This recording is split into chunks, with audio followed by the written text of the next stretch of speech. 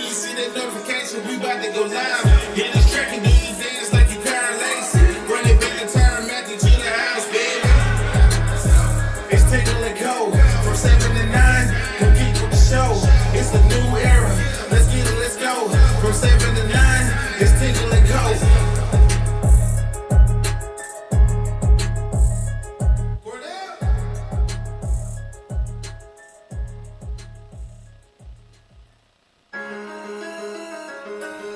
Good morning and welcome in here on this Thursday morning. Good to see all of your names, faces, profile pictures. Jumbo.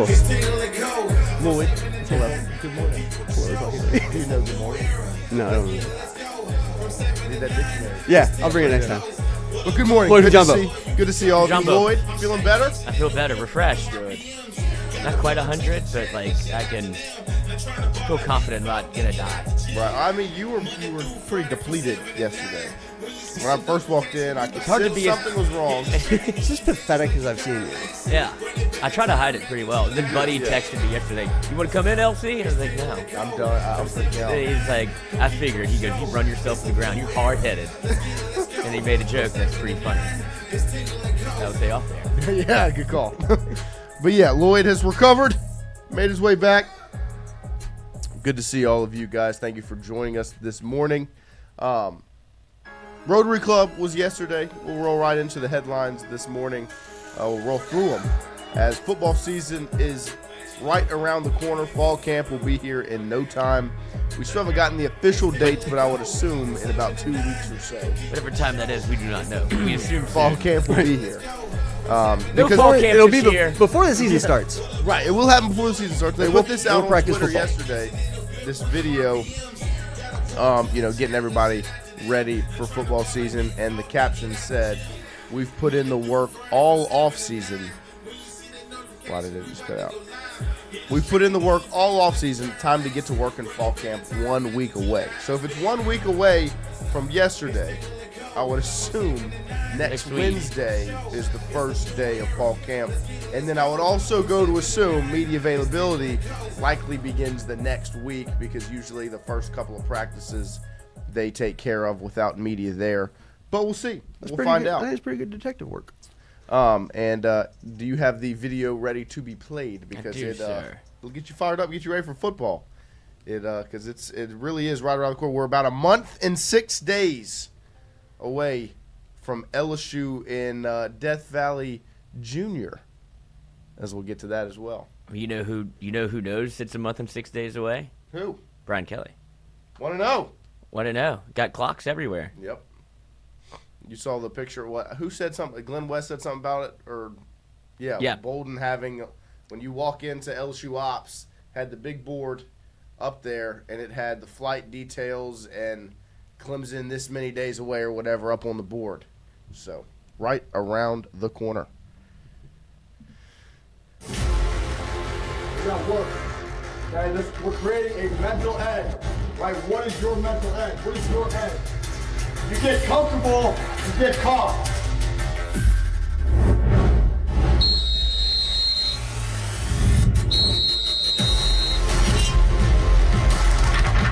Make tribute to those 3 letters on your chest, man, those 2 colors. That's what we're about. You gotta consume them and make sure you're about it. You gotta have an elite mindset. You gotta have an edge. You gotta bring an edge, a mental edge about you. You can do more.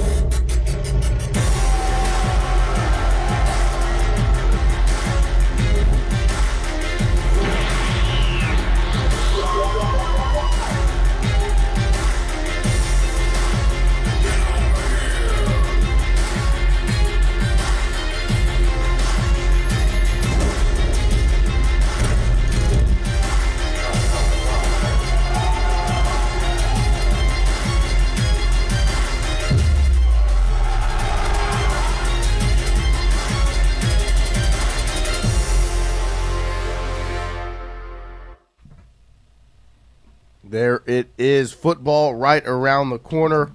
They put in the work all offseason. You saw it right there as the guys show off the work they've done getting prepared for the 2025 season. Did they mix in a Mortal Kombat? They did. They did. That's Yeah. Get over here. Kind of lost you in the video for a second. Whoa. Broke the fourth wall. There Caught at me least off guard. there are a couple like clearly overdubbed screams in there. Yes. But, I love it, though. Have fun with that. Oh, so you, Fatality. yeah? Do you think that they took like Mortal Kombat like noises? Like, Yeah. And then put them in. Then they kind of missed one. Maybe Like they went in as a joke and did them, and they're like, Uh-huh. "All right, take out the get over the silly here. video game Yeah, noises." don't do that. Take Yeah. those out. Oh, I forgot that one. 59,000 retweets. Like, ooh, Too late to redo that. take it down. I can't. Mikey's first show. Oh my gosh. We'll repost it. That won't. Take it down. We'll redo it. That It was That won't unbelievable. mess with the Mortal algorithm. Kombat it live. But you know, football's right around the corner. Brian Kelly did his last speaking engagement of the offseason as he spoke to the Rotary Club yesterday. We will get that discussion rolling in just a little while. One thing I've noticed a whole lot of the last few days at Big Ten and ACC media days, they speak a whole lot about another conference. It's weird. Like, it is unbelievable how little I've heard about the Big Ten and the ACC at Big Ten and ACC media days, and how much I have learned about the Southeastern Conference while all these teams have been taking to the podium at their respective media days. Big Ten media days in Las Vegas, which I guess is middle ground since you have Washington, Oregon, UCLA, and USC in the conference now. I guess that's the middle ground between the Midwest and your Western West Coast teams. I think It's a it's- good logical conference. I think it's the only way you can sell it, right? Or else we're not doing media days. Like, what if we Right. do it in Vegas? Like, I'm in. Brett Okay. Bielema will go to Vegas. Well, the only one that was mad was James Franklin. Oh, well, that's a far trip. Yeah, well, James, how about you just focus on winning football games first Yeah, instead of Las Vegas? probably went the wrong way. LOSS Vegas. Right? Yeah. It is for us. Come at me, James That's Franklin. Oh yeah, we did that's- this there too. that cut a little different. Cut a Yeah. little deep. Yeah, thanks for that, Lloyd. And then Saints training camp got kicked off yesterday. Nick Underhill had some of the scoop from what they saw when they were out there yesterday. Said that I think it was only about a 75-minute practice yesterday, so not too much to really take away from. Nick Underhill said first day's over, not a ton of action. Rattler looked sharp. Olave had a nice catch. Saw some designed QB runs. More to come. He had a great breakdown yesterday when they did a little video report of day one of training camp. I think Rattler was QB1 yesterday, got the first team reps. Today will be Tyler Shuck getting the first team reps. So they are in a legitimate quarterback battle. And then you also got to hear from Chris Olave and Alvin Kamara after practice talking about the inaugural season of Kellen Moore in New Orleans. And I think Olave also talked a little bit about his contract situation. But here's Alvin Kamara talking about he had one question asked if he would want Saquon Barkley level touches, and he had his response. He also talked a little bit about Kellen Moore yesterday, said that they're vibing well and that he'll let everyone know if he does anything wrong and there's any issues. He'll be the first one to let him know. But he said that he's enjoyed having Kellen Moore at the helm as the head coach and that him and Kellen have gotten along well. So here's Alvin talking with the media. And one thing I want you to pay attention to in this answer is literally him just kind of – he looks comfortable. He's smiling. He's loose. Like, it's just classic Alvin Kamara. And it's good to see him with a smile on his face after the weight he's had to bear the last couple of seasons. Here Being the is head the coach. Saints star running back yesterday. On Saquon level touches, like 350 carries, or is that a crazy number? Yeah, man. I'm gonna call Saquon. I'm gonna ask him how he felt on Sundays after the game.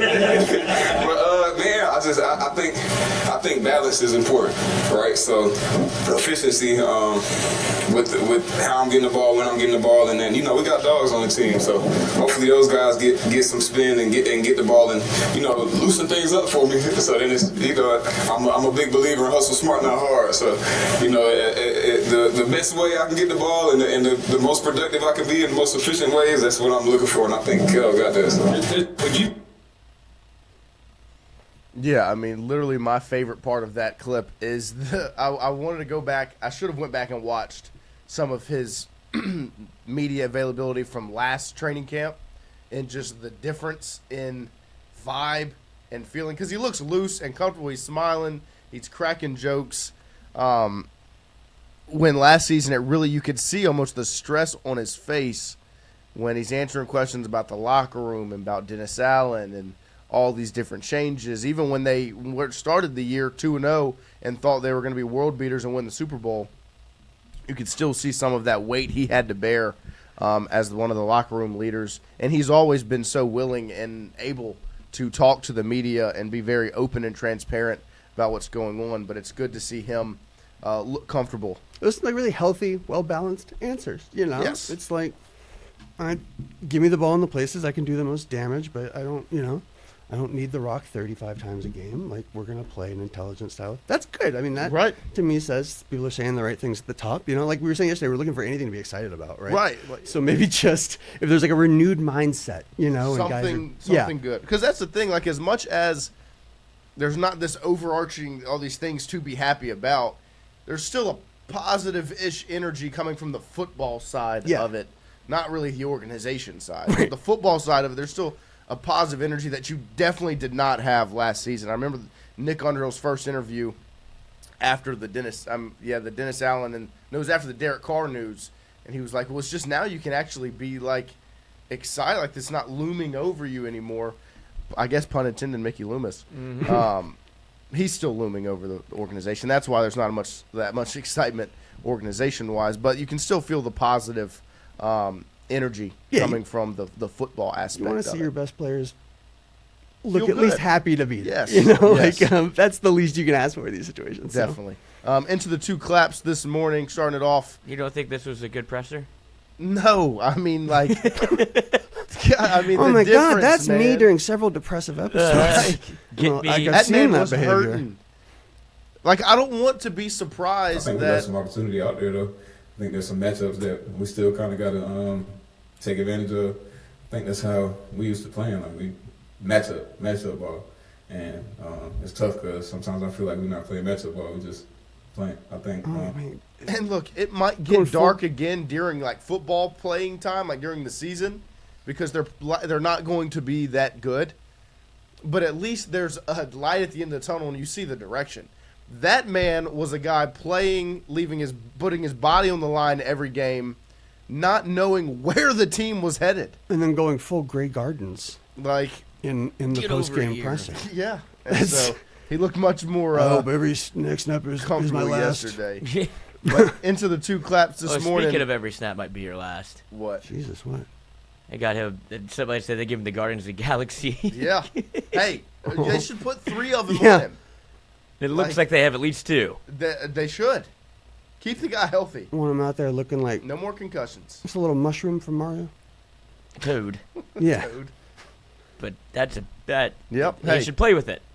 Yeah, no, he should. Yeah, I think you're allowed to. Like, yeah, you can Do and you it. should. Because he was running around, I think, during OTAs without it on, and people were freaking out. Right. And no, if anybody should be on. You and Tua Tagovailoa should not have an option. Right. We just care about your literal brain health, man. Like your well-being as a human team being. Performance. It's just like you might. I don't care about how it looks. Some but point, don't die. It's gonna stop working.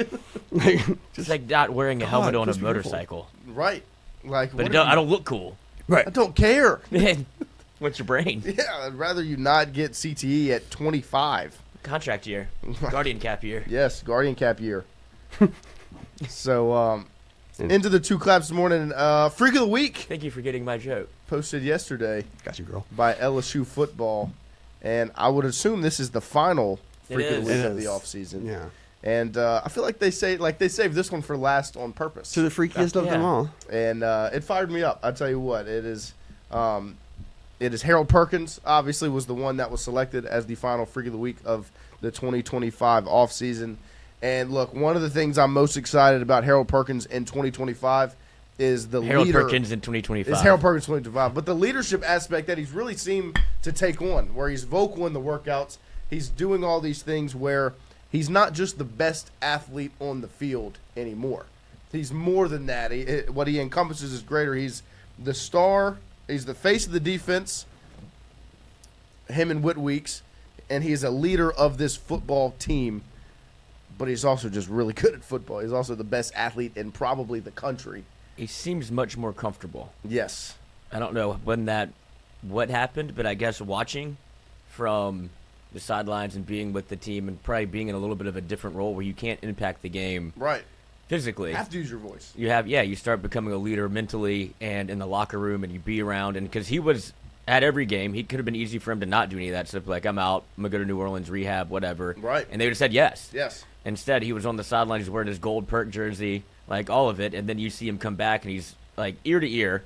And the leadership, he's like much more vocal because do you remember the first time he ever had an opportunity to speak after the Arkansas game, like speech, and he's like, "Great win, let's get the fuck out of here. It's cold." And it's like, right, I get you. That's who he is. But like now you're seeing the maturation and the growth. Right. And I think you're 1,000% right that being on the sideline for spring football and the ending of the season last year, like, has unlocked a part of Harold Perkins that needed to be tapped into, like that he never would have had to. Right, that mental aspect of the game where it's like you're going to sit back, you're going to watch it all play out in front of you, you're going to see how these guys do these things, but you're still going to be involved, you're still going to be vocal and still do all those things. It's similar to what we said about Tyrann yesterday, right? Where it's like those bumps in the road are often what make you take things to the next level, yes. right? And they make you a better person, a better player if you take the opportunity yeah. to handle, That's a difficult situation well. That's what JD called it. He said it was a fork in the road. And I would say, like Jonathan's saying, that's what the ACO was. It was a fork in the road. You could either feel bad about yourself and just train and keep to yourself and see if you get drafted or whatever, or you can work your tail off, be around the facility, do all the right things, maybe have the option to leave, but if you don't, you're in the right spot. Learning a new skill set. And here's your 2025 final LSU Football Freak of the Week, Harold Perkins. I do want to give recognition to one more person. A lot of times, you know that I love it when it's the guy that lifts the heaviest and runs the fastest. But the thing that puts it over the top for me is guys that lead and guys that do the right thing over there. But one guy in particular I wanted to recognize has really come a tremendous amount of way away from where he was this offseason, where he's got to get to, where he's going to keep going. Freak of the Week this week.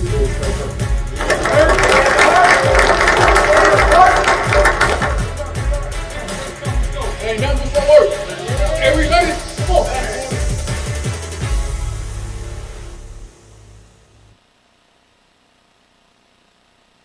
Harold Perkins, Perk 40, Perk 4, Perk 7. There he is, the dog himself. The final Freak of the Week of the offseason for LSU football. Harold Perkins, 2 claps, ready. He looks strong. He looks great. Quite a to be freak. coming off the injury and to look that, didn't take a step back, didn't miss a step. He did the Tiger Woods workout. Mm-hmm. Well, if my knees hurt, I can still do upper body. Yep. And he looks outstanding. Next up, Tyrann Mathieu, obviously the retirement announcement that was heard around the world the other day. Really looking at social media throughout the last 2 days, really, or 2.5 days after the announcement was made. A lot yesterday, hearing everyone kind of react to it. It's crazy how not little, because a lot of people talked about the football side of it. There was so much emphasis and voice and spoken word on the off the field Tyrann Mathieu, in the locker room, so much attention from this great all-time one-of-one football player. You really saw the full impact of who he is as a person when you saw the way people spoke about him after he retired, was them literally saying, this is a one-of-one person as well, a one-of-one leader. Mike Triplett, what the Saints will miss most with Tyrann Mathieu, obviously, is his presence, both as a playmaker on the field and as an icon who is beloved by teammates as well as fans. So many young players who join him in the locker room grew up idolizing the Honey Badger.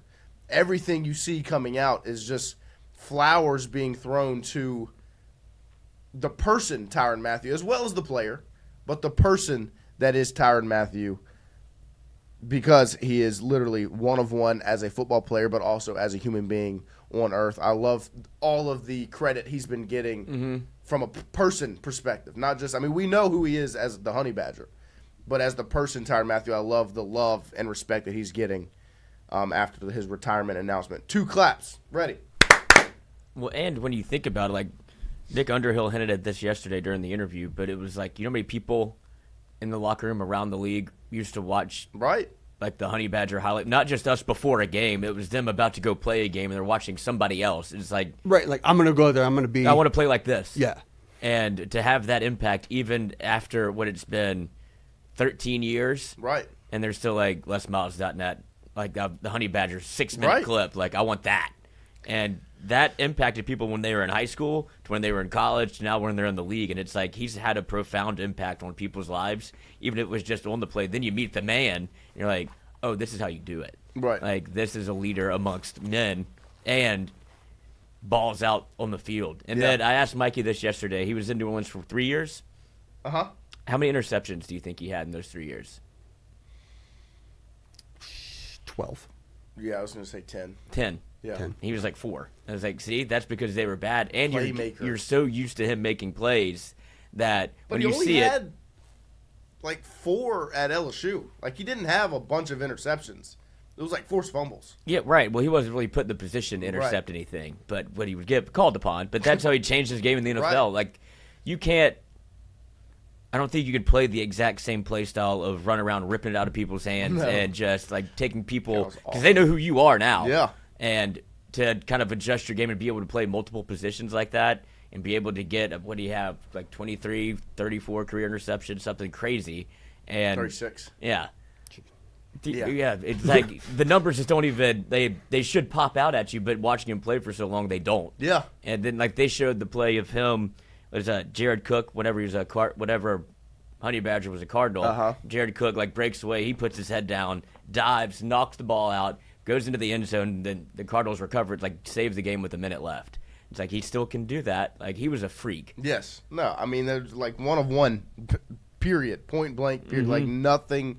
No one. Ever again, you know. So it's cool to see all the love and respect that Tyrann gets as the Honey Badger and as the person. Next up, per the release yesterday, LSU led the nation in attendance in 2025. I would like to ask. Oh, never mind. 26. No, it's okay. 26 times since 1996. How many years? So that would essentially be, if it's 2025, it's 29 years. 3 years out of that stretch, from 96 to 2025, another team not named LSU has led the country in attendance. And I would assume a lot of those were probably early 2000s and maybe even like the COVID year, because, I mean, the season got cut short, so it might not even be shouldn't count included. But LSU that could very well be. Right. Out of 29 years, we're only counting 28 of them, too. LSU led the nation of attendance for the 26th time in the last 29 years, and also was number one in average attendance, with 11,186 per game, just too shy of the record set in 2023 of 11,188, when I think the seating capacity is only like 10,700. Yeah, there's some right. Pack it in. That's amazing how we can defy mathematics like that. How about that, huh? But I don't think it's that much of a stretch. The standing room only is packed. No, it's packed. No, right, not at all. Yeah, That's like just, some people fudge the numbers. I don't think LSU really has to. Like maybe some of these midweeks, whatever. But they're still. No, you're 6 deep on those. Like you went to what, 2 games that was the this first year? time I'd been since I was a boy, a kid, and there wasn't the same setup, and it was just like being late to a Mardi Gras parade or something. Yeah, you know, where you're just like, oh, there's 10 people ahead of me, just standing here. You know? I can't see. Yeah, and half of I'd them like to see the game. Maybe. Half of them want to talk to Lloyd, and it's really fucking annoying. LSU baseball, best, my way up. Best in the world. 2 claps, ready. Always talk to Lloyd. Yes, but J. Mitch did bring this up real quick, just because of these numbers. Yeah, he's like, "Is there a world in which LSU expands it again?" Oh yeah, like 1,000%. I mean, at some point you're going to they're gonna get pushed to that point if it continues to. Because there's a lot of people that want season tickets that can't get them. Right, like it's only getting bigger, which is unbelievable because of how massive it are. I mean, that's 26 out of 29 years, the highest attendance, and the fan base is only growing. It's bursting at the seams as the largest fan base in the country. And you could still... Yeah, I mean, like, at some point, they're going to have to start playing in entire stadium. Like, they're just going to have to play in Death Valley. which would be pretty cool. But I guess they have to fix the basketball arena first, or whatever. Yeah, I mean, they have other things. And you have to pay Jay Johnson. Athletic, yeah, you got to sign that man lifetime contract now. Yeah, he needs to get. He's like 6th or 7th in the SEC in payroll. I know. Well, I mean, because he was at the top when he got his first, like the first restructure or whatever, and then over time, it hasn't been that much time. The pecking order just changes, and it's time for him to be back at the top because he's at the top year in, year out. I don't think he cares. Andrew Messina expansion should have already happened at Alec Box. I'm not saying you're right or wrong, but it's going to happen. I would have it's probably on the list of things boxes they need to check. Next up, Ethan Fry signed his deal with the Houston Astros. The slot value for pick 95 was $803,900. Fry signs for $997,500. So about what's that? 100, almost 200,000 over slot. He's about $2,500 from a milli. Yeah, they should have gotten that done, make it a smooth $1 million. Yeah, I mean, come on, what are we missing that 25 for? Accounting error. I mean, just patch that in, get him to $1 million. But there's Ethan Fry, gets the deal done. Congratulations to him. Great pick by the Houston Astros. Thought maybe he'd slip and come back to campus, but he was a professional baseball player already. It was time. Congrats to the Astros on getting a dog. And I guess signing him for under $1 million because that's $1 million baseball player if I've ever seen one. Yep. So congratulations, Ethan Fry, signing over slot. 2 claps. Ready. Good one. Last one. This guy, this poor guy, as the Browns announced their new alternate helmet in the craziest way where they reveal an inflatable helmet underneath this massive, I guess, flag or blanket, tarp, whatever you want to call it. They've got, it's sponsored by Dude Wipes, so they have a Dude Wipes mascot. They have the Browns mascot. They have an old lady in a Browns uniform. And this poor cameraman is getting all the angles, getting the shot, getting the, oh, nice reveal. Right into the water. I do have it on good authority that this was staged. What do you just... Him falling in? Mm-hmm.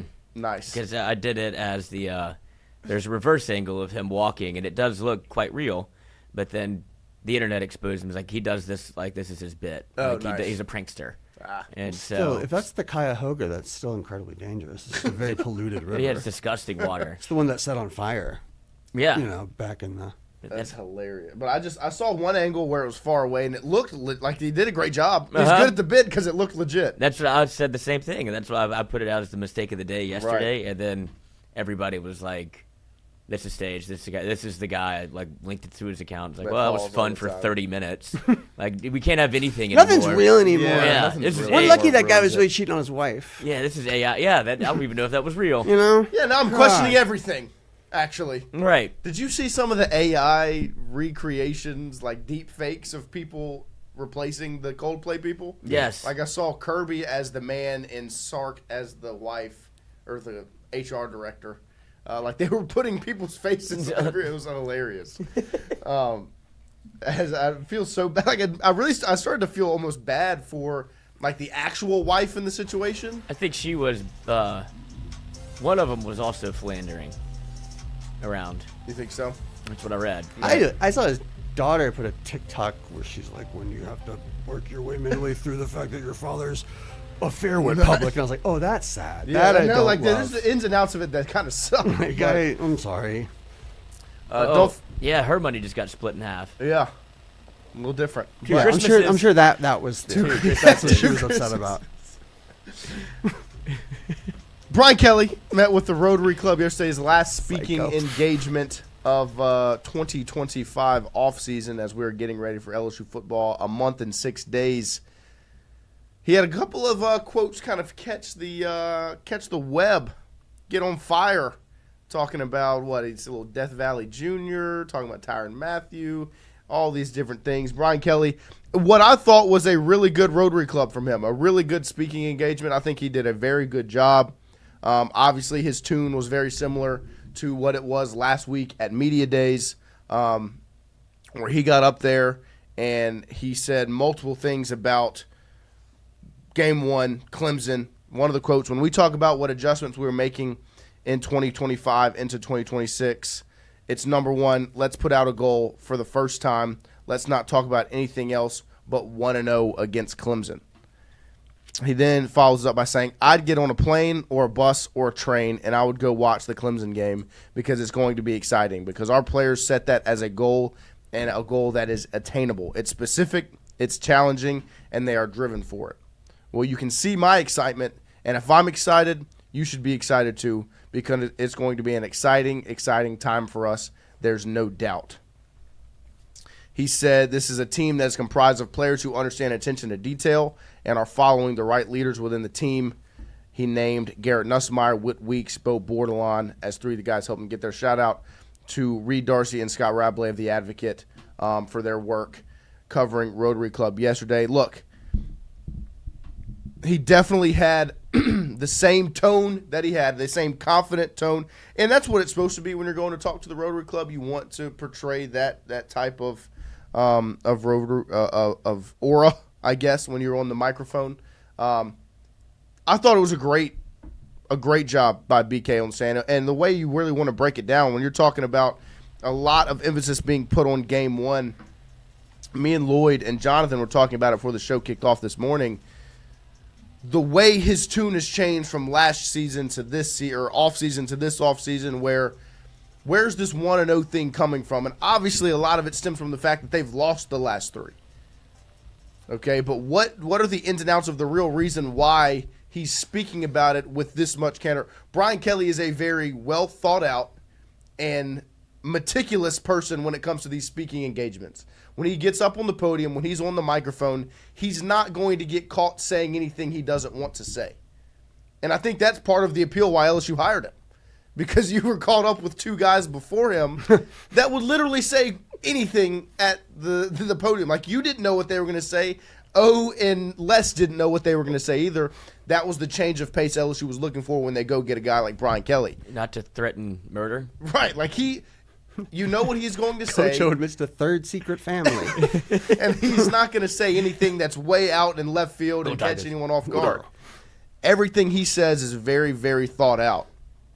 And so using that background knowledge and then reading things like, it's number one, let's put out a goal for the first time. Let's not talk about anything else but 1-0 against Clemson. The question would be, why is he saying that so much? Now, part of it could be to assure the fan base that is obviously very stressed about week one because of what's transpired the last 5 years, but definitely the last 3 under Kelly's tenure. The other thing is looking at it and saying he's obviously being this open and honest and transparent about game one because he feels good about it. He would not be saying these things if he was not confident in their ability to get the job done against Clemson, because that would literally be setting yourself up for failure. If you didn't know what you had or you weren't confident in your team to beat Clemson, you would not continuously go into the microphone and say, hey, we're focused on 1-0. We're planning on going. That's our goal, to go 1-0 to take down Clemson in Death Valley Jr. and all, like, saying these things. He's saying them, in my opinion, because he's confident in their ability to get the job done. I don't think Brian Kelly would be irresponsible to placate to the fans to that extent where he sets himself up to be put in that sort of position. I think that's a really good way of looking at it, because my first reaction to this whole thing was kind of negative, because it was like we were talking about earlier, Lloyd. Like, it sounds like he just discovered what a goal was. Yeah. Like, the concept was new, and he was kind of excited about it. You know, like, you can say a thing and then work towards it, and maybe it'll. But taking a step back and looking at it from a more positive light, like knowing what we do know about him, I actually do think that does make a lot of sense. You know, like, coming in and not trying to just judge right away and take this negatively. Like, I think that, yeah, it's because he knows all the pieces are in place. Yeah. Like, he's not irresponsible. He's not up there fully loaded. This is the same guy. I'm just saying, same guy that said, "Judge me on year 3." Got judged in year 3, didn't exactly enjoy what the judgment was. Then he goes back and says, I want to have a positive day. I'm just saying, like, he has been irresponsible at the podium at times, where he's trying to pervade this sense of confidence of, like, this is what it's going to be, this is what we're going to do, judge me on this. And it's like, you're putting this thing out in the ether before year 3. Year 3 happens, you lose the first game. And it's like, so if you're going to judge me on year 3, you would think the impetus of year 3 would be to go 1-0. but it does feel like, oh shit, maybe I should start winning week 1 games, which is just still a little bit. I don't know how that's a revelation to him. I don't think it's being said as a revelation. He said it himself. He's like, I usually don't go all in on week 1.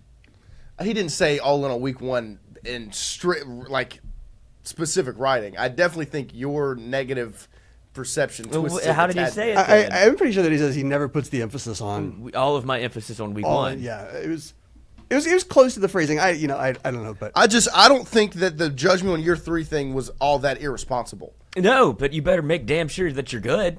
Well, I think that it got thrown out whenever his mistakes of that staff got thrown out. That's when the quote should have been removed. But he said it no longer applies. Like it doesn't. And so I don't think that this year 1, 1-0 game 1 thing is irresponsible whatsoever. And look, I'm not the biggest Brian Kelly fan. I'm not going to bell cow for BK. I'm not a BK defender whatsoever. He has made mistakes leading up to this point. There's no reason LSU doesn't win a national championship in 2023. It's a mistake that falls on Brian Kelly that did not happen. He has not been perfect up to this point. But one thing that I feel he's done extremely well is the way he's handled the media, done press conference, all of these things. Now, the beating of the table, I thought was a little performative and dramatized. But other than that, I think he's done a relatively good job in handling the microphone. The reason he went up to the podium at the end of the season last year and said, we're keeping receipts here at the national championship, that could be perceived as irresponsible, and only time will tell if it was. But the reason he was saying that is because he knew they had the pieces in place to do what they did this past offseason and put the pressure on. It was already going to be there. Yeah, the pressure was already going to be there. The pressure's there. Accept it. It's funny how you go from a guy that says the pieces are in place when he says Nick Anderson's coming back and he's not here. CJ Daniels, excuse me. When he goes to the podium and says, look, and CJ Daniels is coming back for the next year, and CJ Daniels is not at LSU. So I think that was an older version of Brian Kelly who didn't exactly know what was going on with his roster. And now I'm starting to see when he says when he says we're going 1-0 week 1, I think that's because he has a much better idea of what his roster consists of, and whether that comes from the staff that he's built outside of himself with Austin Thomas, the front office, all of those guys where he's getting more information, not having to do it himself. I think that is helping a lot because there's a lot of pieces going on. It's hard to be a head coach in this era. Yes. And to have a staff in place that can this is who we're getting, this is what they do, this is what you need. And it's like, okay, cool. I actually do want to read that now. If we have a legitimate chance of getting him, I'd like to know the player. Instead of just I'm not paying for that. I'm not paying for that. I agree. And so I think that does make a difference as to why he's being so confident as whether he's heard it from outside sources, inside sources, or just the energy around LSU. He should know that he has a roster built to win. Right. And and you can tell just from the way he's speaking that he knows. Yeah, I think he's finally kind of clued in a little bit more as to he's been around more. Yeah. I think he's had to have been around more. And I think that has led to a little bit more of a feeling of confidence in his roster because he is aware of what the roster is. It feels real. Last year, all he talked about was Will Campbell, Emory Jones, and I'm real excited to watch Garrett Nussmeier play. Right. Well, it felt very much, here are the bullet points. Check all these. Elaborate on the ones that you feel more comfortable with. Make some jokes. Be sarcastic here, there. Don't ask, be careful if you get asked about players' names at different positions. Some of those things where you saw the slip-ups of who's number 14 or what all, these different things that had come up. That's no longer the case when he's in front of behind the microphone anymore. It's very much, we are confident, we're focused on one, putting them in the position, because even if they lose, the pressure was going to, if they lose game 1, that pressure and the blame was going to fall on him regardless of what he says in the microphone. This is a win-win situation for him in terms of how he's perceived in the media because Clemson, true away game, good team, and at least you knew that you were supposed to win the game or try to win the game, and it would be he said they wanted to do it, they didn't get it done, but at least he tried, I guess. Is that a positive spin? It's also because he's just confident in their ability to do it. But if they don't, you say, all the right things, putting yourself in the position where all the right things have been said. There's nothing to go back and look at when the game gets dropped. Yeah, at least they were focused on it. I said you're focused on it, you're prepared. Now it comes down to what does it look like on the field. Right, and that's what if they don't look prepared. Right, that's when all of this comes back to bite you. Right. And so I would assume the reason he's as comfortable saying this is because, like Lloyd said, he trusts in the guys outside of him like Blake Baker, Joe Sloan, Brad Davis, Alex Atkins, Kevin Peoples, Corey Raymond, go down the list of these assistant coaches to have the guys prepared, have the game plan put in place. Clemson is returning a whole lot. They're going to look very similar to what they looked like last season. Now, there are going to be differences. Obviously, players develop and grow, and they've added portal pieces, all these things. They're returning really their entire offensive line, their quarterback. Like the offense for Clemson looks eerily similar to what it looked like last year. So I would assume they are prepared and ready.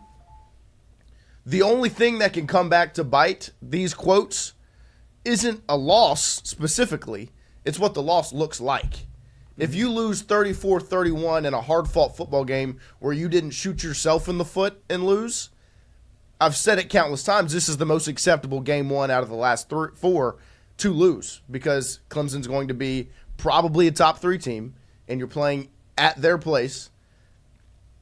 It would be the most acceptable. And if you lose a hard-fought game where you played well, they just they had the ball last and kicked a game-winning field goal or what have you, and you didn't make mistakes, that's the only way this can come back and bite you.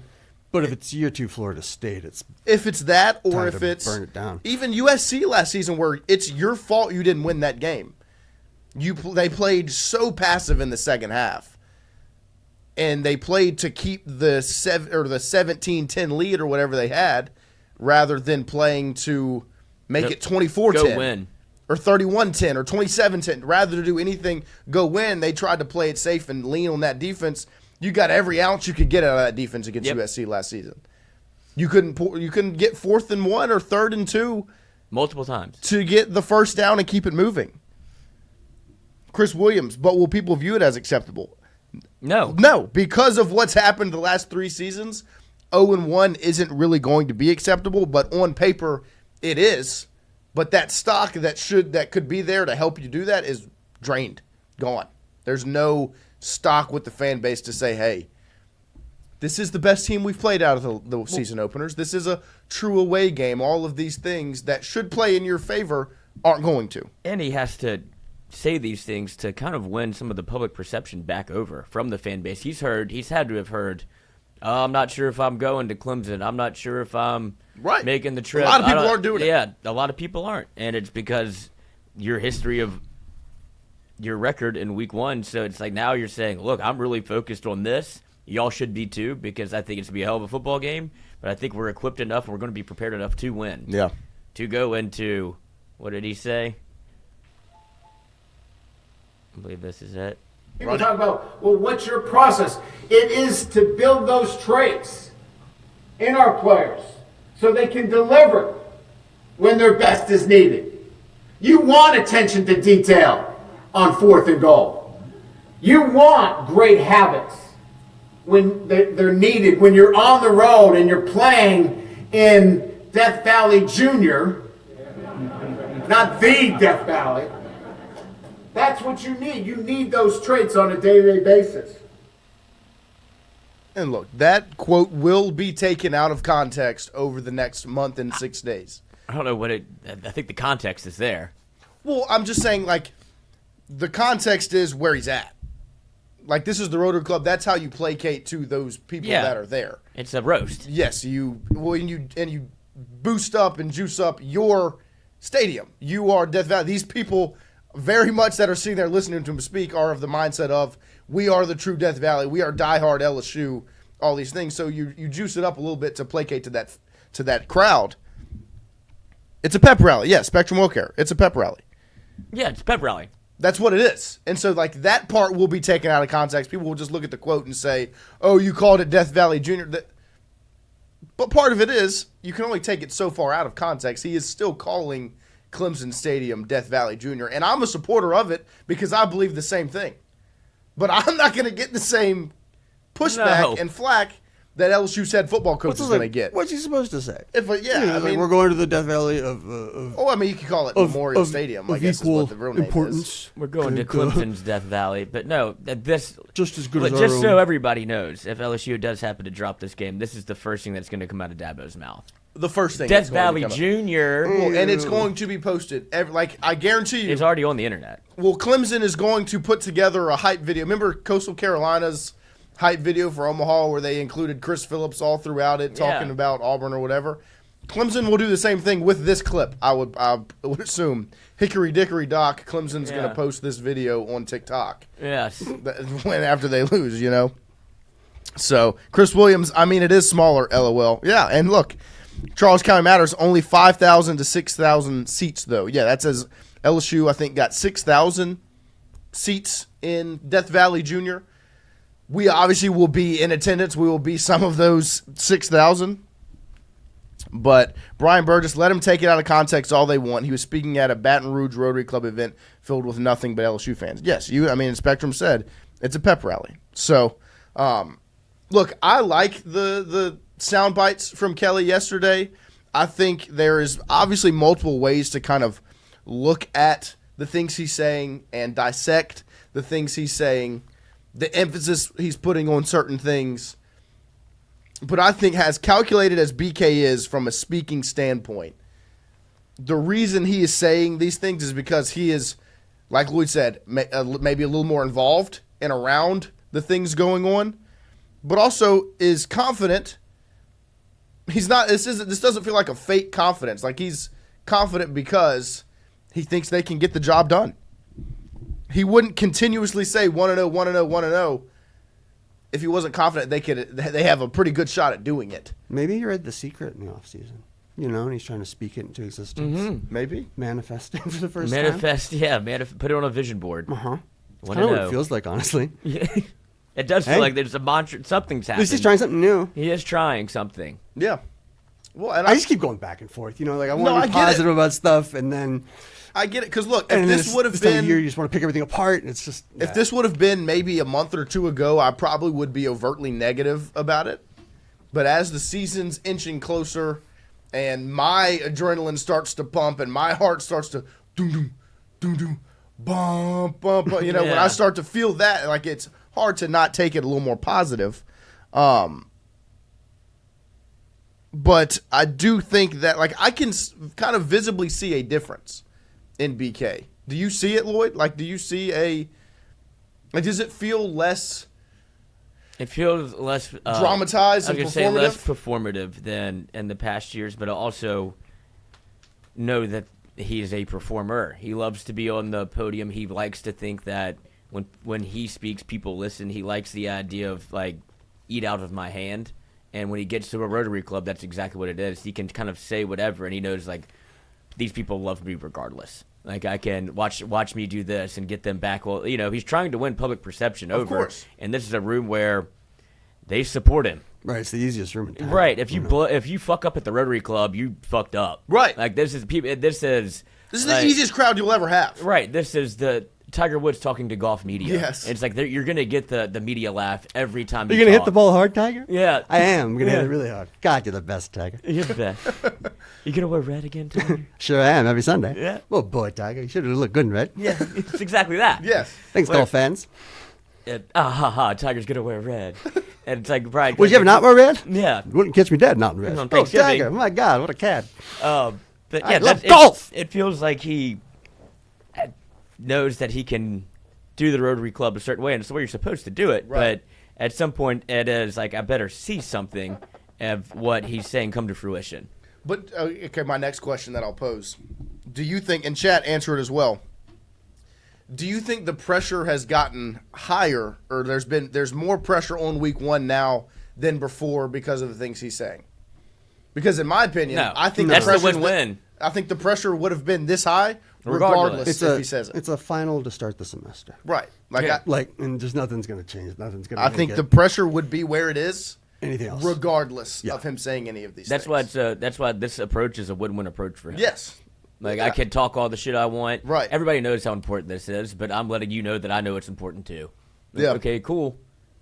But no, I don't think anything he says is Clemson can have their bulletin board material. They've Right. obviously been. I mean, I haven't seen anything. It's pretty bland bulletin board material. Oh yeah, So, you know what I but mean? no, It's- but to a Clemson or to a like Dabo, that's something that he would turn into like a big deal. Right, or even the national media might grab and be like, "Hey, Okay, because Brian Kelly is like he is victim that they have their sights pointed on villain, yes, all the time.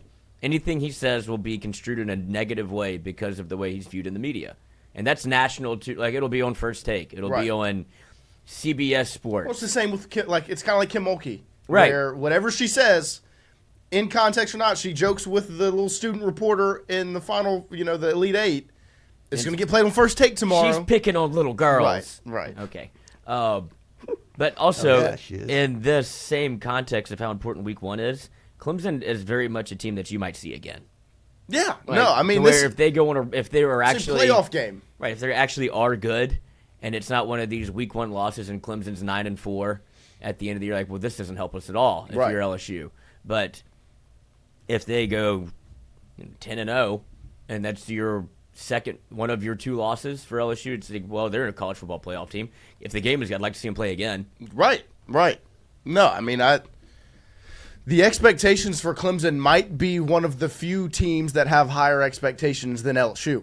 Because when you look at what it comes down to, a lot of times it's returning quarterbacks. 3 teams with very high expectations are LSU, Clemson, and Penn State, which are 3 teams that have 3 returning quarterbacks that are looked at as maybe the best in the country, whether you agree with it or not. Because there's one that I don't really agree with. But those are the 3 teams with the highest expectations. Clemson might be one of the few teams that have expectations the same or higher than LSU going into this season. And that's why it's looked at this game is massive, because this could be a 12, if you lose this game, Clemson could be 12-0. Yeah. They have South Carolina at the end of the year. They obviously play the ACC schedule. But Clemson last season lost to South Carolina at the end of the year. That's a Georgia. And Georgia in game 1. And made the playoff. They won the ACC championship, made the playoff. So they were 10-2 last season. I feel like those were their only 2 losses were to South Carolina and Georgia. Or did they lose somebody else? They were 10-4. 10-4. Well, they lost the playoff game. They lost one more. Yep. Because they were the only 9-3 team that got in because they won. Louisville. Yeah, they lost to Louisville as well. So, but looking they were out. Right, and then they ended up winning the whole thing. But their schedule this year: LSU, Troy, Georgia Tech, Syracuse, North Carolina, Boston College, SMU, Duke, Florida State, Louisville, Furman, South Carolina. So What they would play. you fucking give? They play LSU, South right. God. They play LSU, South Carolina, Furman, and Troy as their non-con games. So 2 SEC games and 2 Furman and Troy games.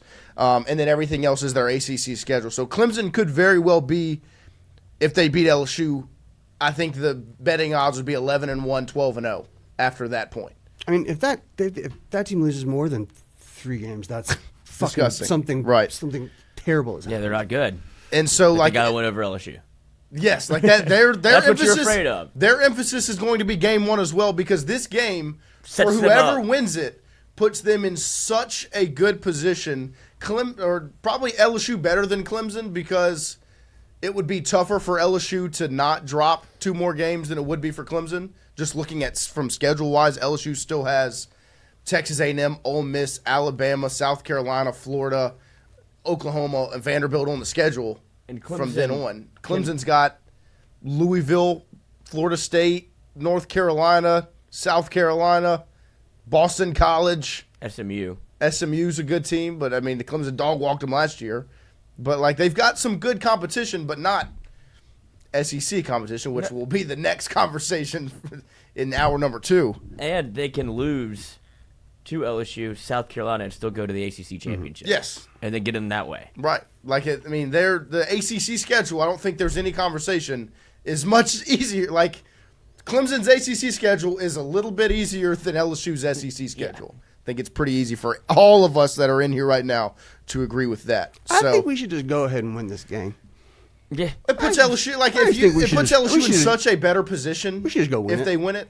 Clemson is much more able to kind of lose it and still be okay, than LSU is, because if Clemson loses this game, and, I mean, you look at what they have left, maybe SMU, maybe go down the list of these other teams, North Carolina, South Carolina, like, it's going to be tough. But, yeah, we lose. But if LSU loses, they've got one loss they can have left on that schedule.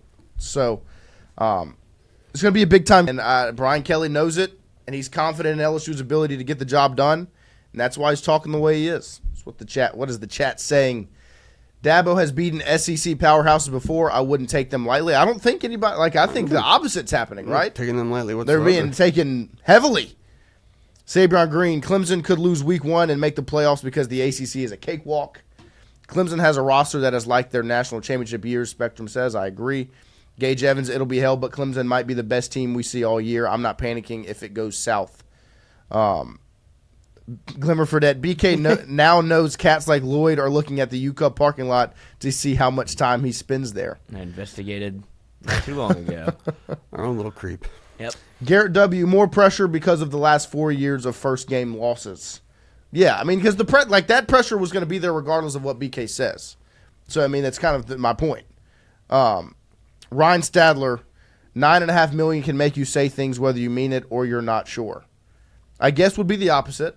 I guess that would be the pushback of, that adds pressure to say things that may, or I guess more comfortability than anything.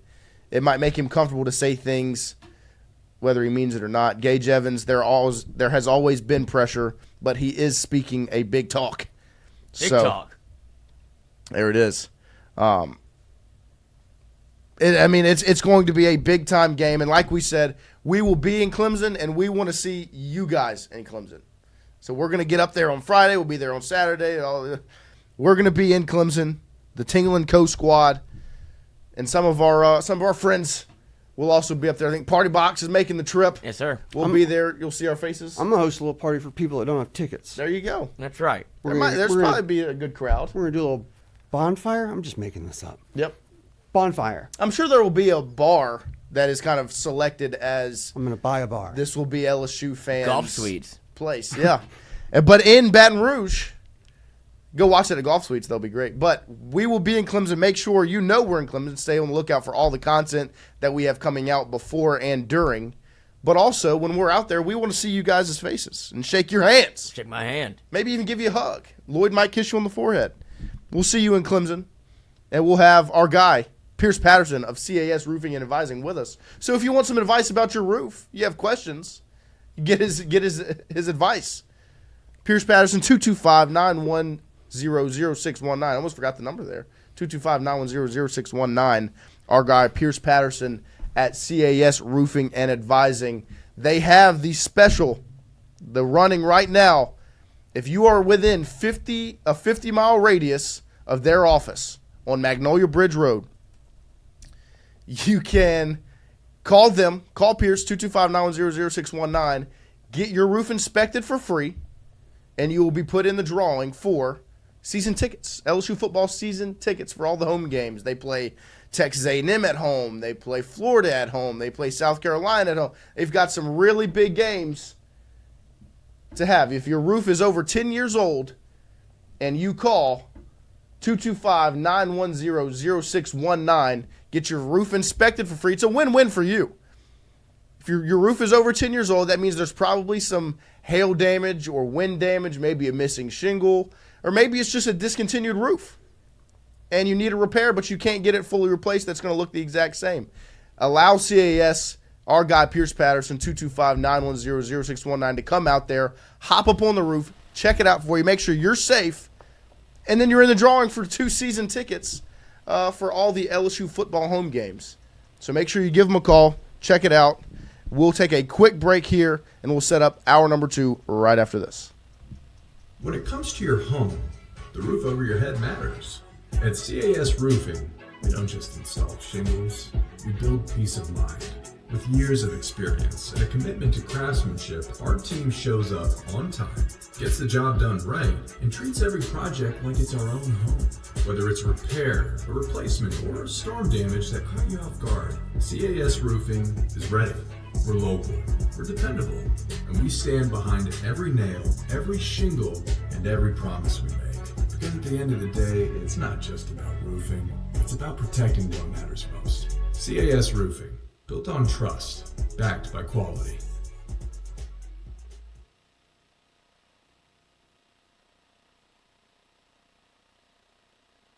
Hey Tiger fans, when you're traveling through Natchez, Mississippi, make sure to visit Tom and Wright Grandin at Go Mart and On The Go Deli, where you can fill up your tank and your belly.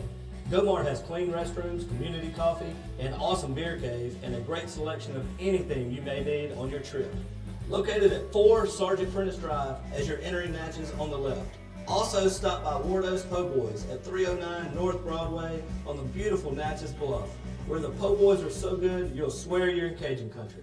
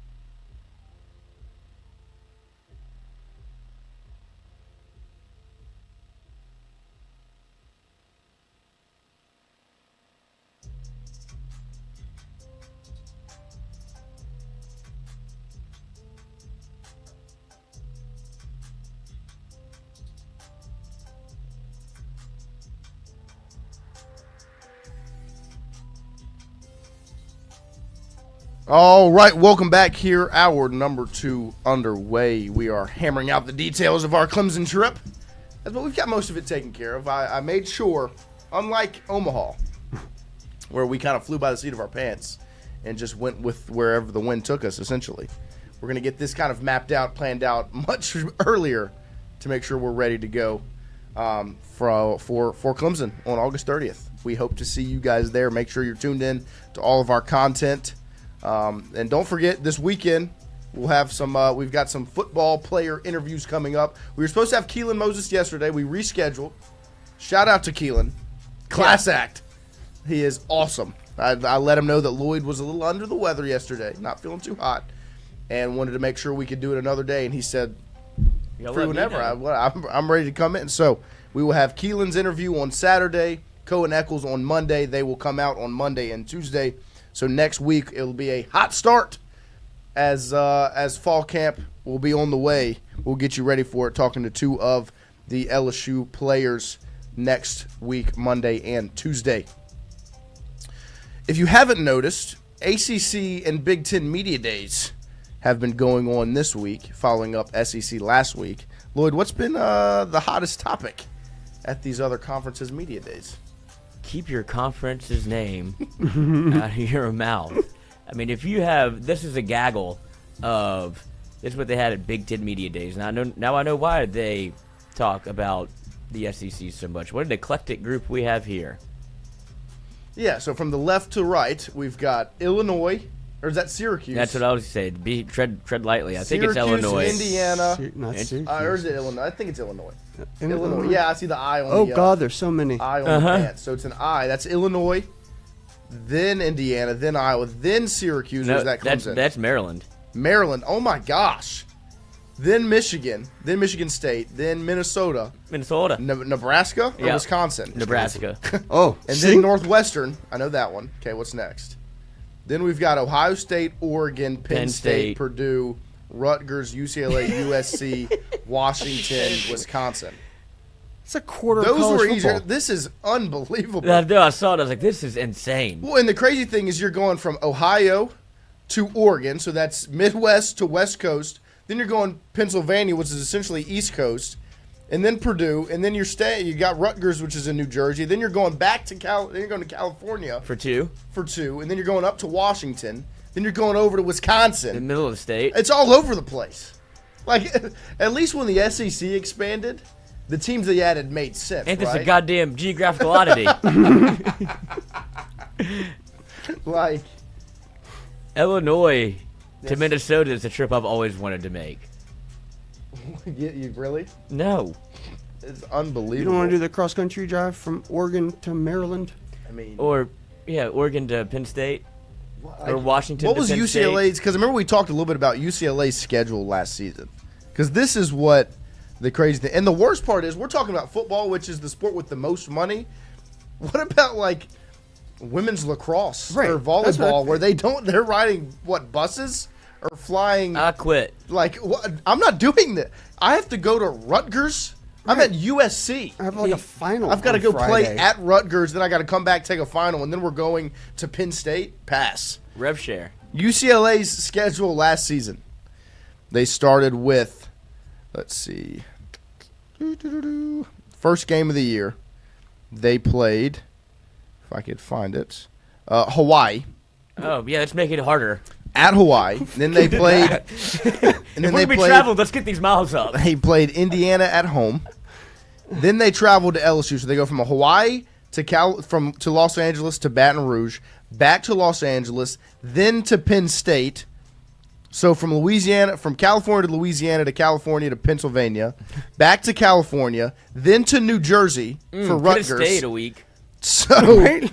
Just fucking hole up. Yeah. And then after that, they go from Rutgers to Nebraska, back to California, then to Washington, then back to California. They might as well just schedule that Dublin game against Notre Dame. And so this You know? season, if you're gonna do it, do it. right? They're in California, Las Vegas, California. Then they play Northwestern, Not bad so far. They've kind of got some of this travel figured out. right? And then it's Just back the to middle. California, then Michigan State, then back to California, Yeah. then Indiana, then back to California, Yeah. then Ohio State, then back to California. Yeah, so Because they like once you better. get into conference play, save yourself the Baton Rouge trip. That's what really cooked them last year. Yeah. Because they decided, let's throw Louisiana in the middle of this. It was the hottest day of the year. I just said it's literally changed laws in the state. Like, they had to be Oh my gosh, they had no idea from where they were. California. They thought they were in like probably like a movie. Like you're like, where are we? If you had Louisianians passing out in the east side, which was happening, they had to set up triage in the in the shade. What about the Californians? What about the field? Like, we've never experienced Yeah, anything we're in pads like and helmet. that. We've never yeah, felt the this. sun beaming down on you. It's like, Pass on that. I bet, and that's when I took my phone out and said, second half LSU's probably going to cover. Yeah. Once they go get a taste of AC and then have to go back out. I Like, think LSU won the second half 17-0. Yep. But yeah, I mean that conference schedule, like that is grueling from a travel standpoint. And this is, like I said, this is football. This is the the sport that's got the money to travel. Not tennis. This is not men's tennis or men's golf or basketball. They're playing twice a week. Right, like it's crazy the way Big Ten. I would love, Big Ten has honestly, done would this. love to see how it's done. Yeah, I want to see like a BTS, a little behind the scenes. Yeah, let's like the Just travel. 2 weeks. What about the equipment guys? Yeah, death. Like they're loading that like they're taking a bus. Oh God, and they work Or for a Oregon, truck. so it's a different uniform every time. Mm-hmm. So it's just like, why are You you gotta making it so redo the decals on the fucking helmet harder? every week.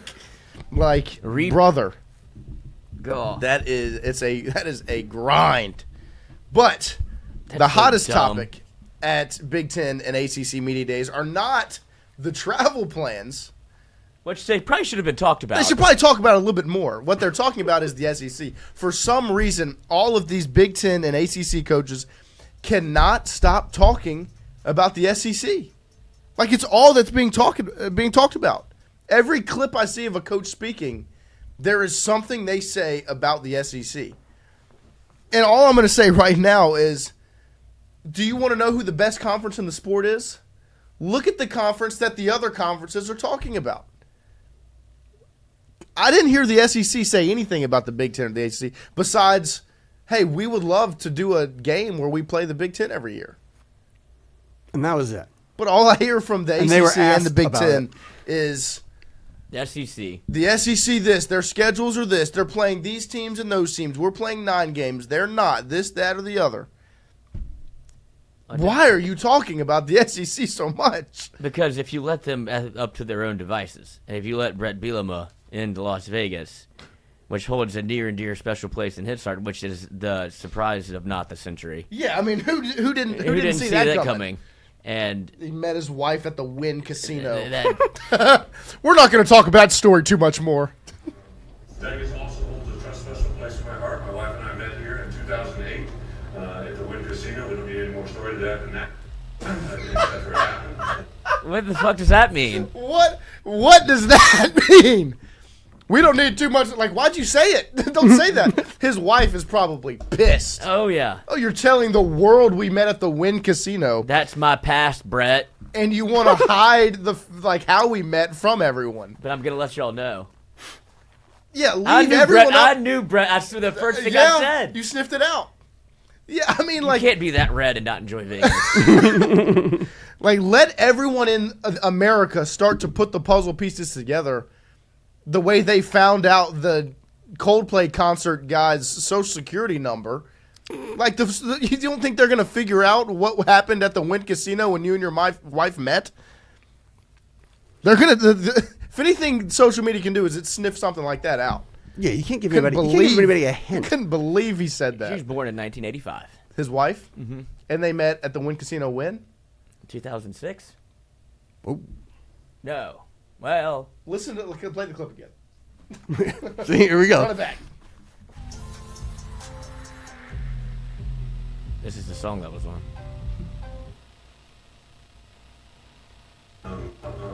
Vegas also holds a special place in my heart. My wife and I met here in 2008 at the Wynn Casino. 2008. So if she was born in 85, 2008 would be 23 years young, and Brett would have been how old?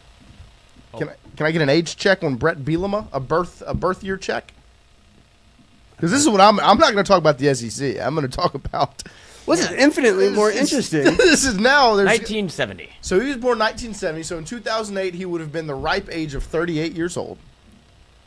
And his wife was born in 85. You said so 23. That's not too bad. That's still 15 years.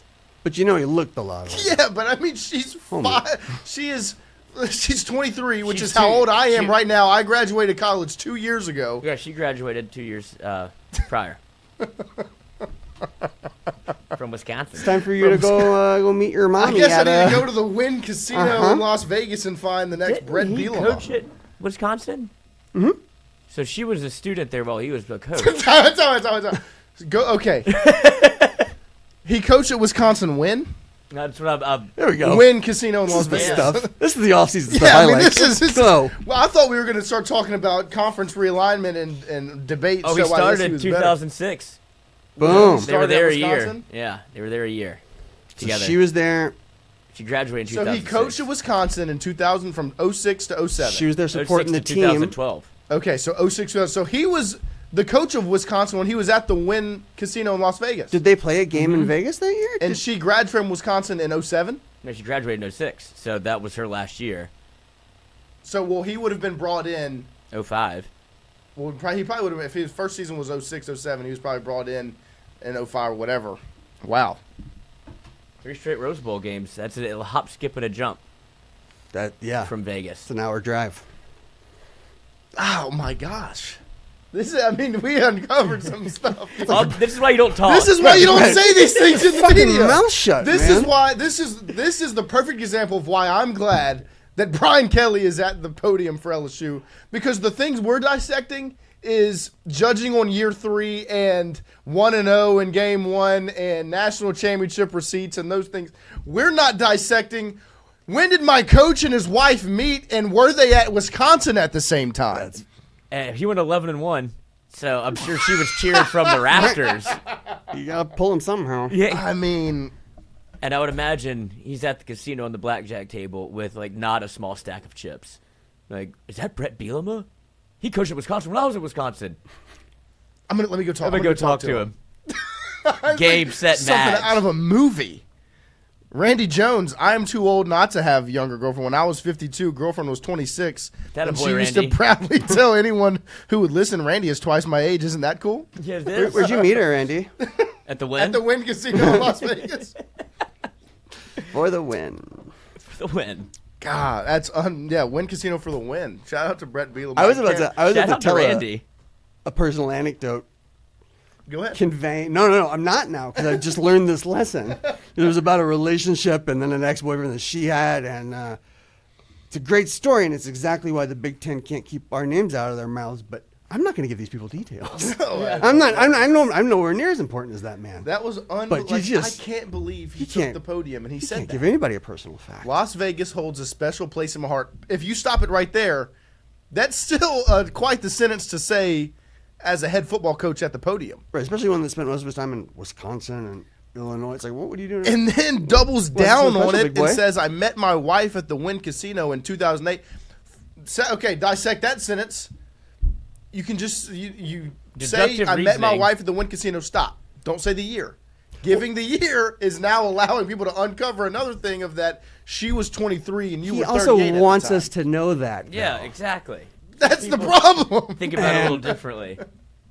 I guess I'm trying to think of it from a politically correct. No, standpoint. you're I'm right. trying But to like, be- no, like his like man brain outweighed his like coaching brain. Yeah, like professional Protect myself. adult brain. Where he's like, I gotta let him know. Yeah. Brett. Oh, Bucks, Gage Evans, great question. Was Brett married prior to this wife? the football Is this a second wife or just to the the first run wife? game. Does it say? That's a good question, Gage. Because that would throw another wrinkle into this where it could That'd get be real messy. so much Start feeling like the spicier.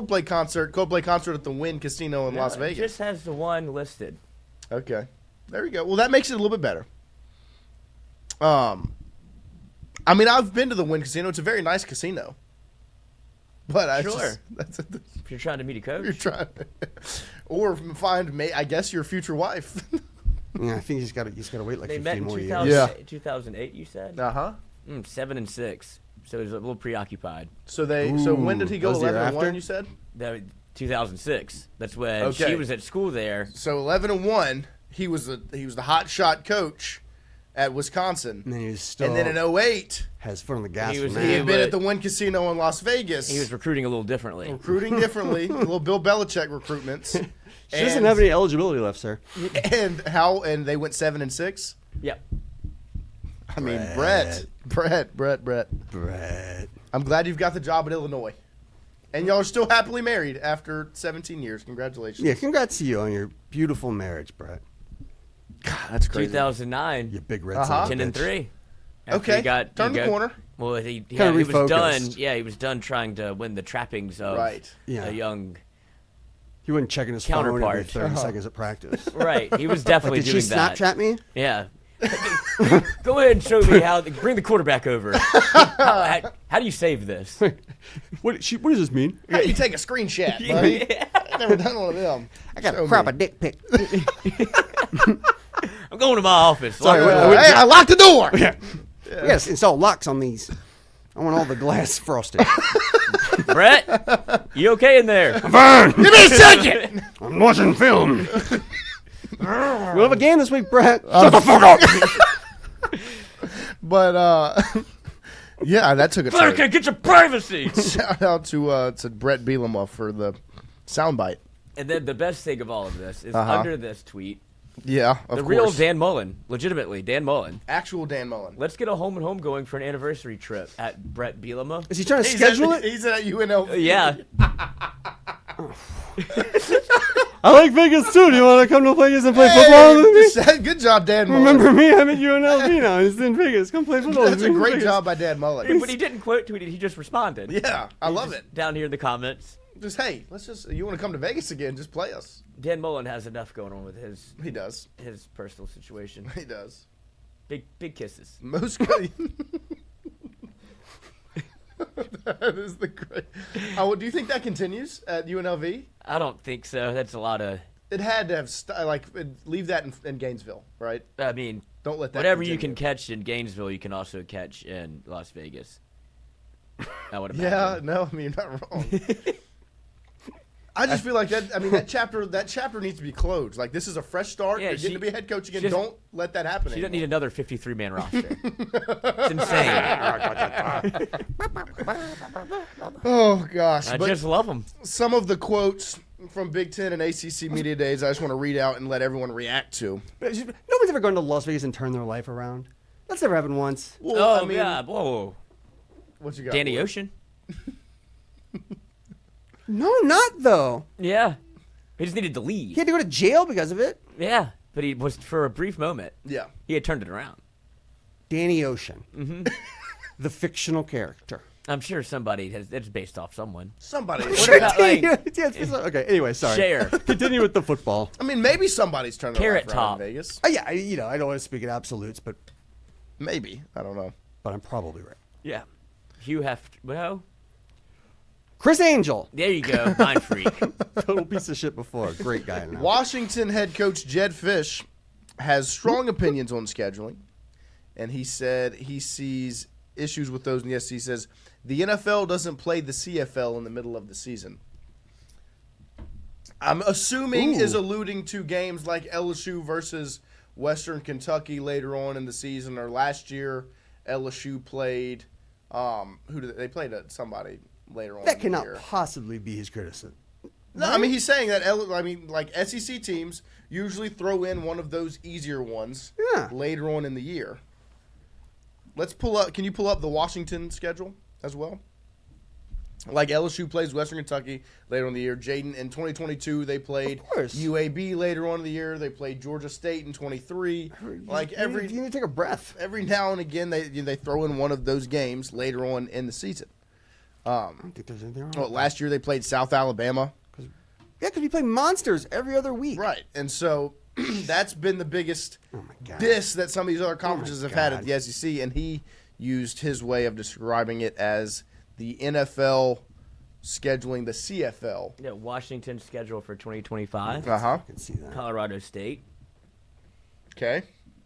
Yep, that's a tough one. UC Davis. Yeah, there we go, big time football. Okay, yeah, well, D2, let's go.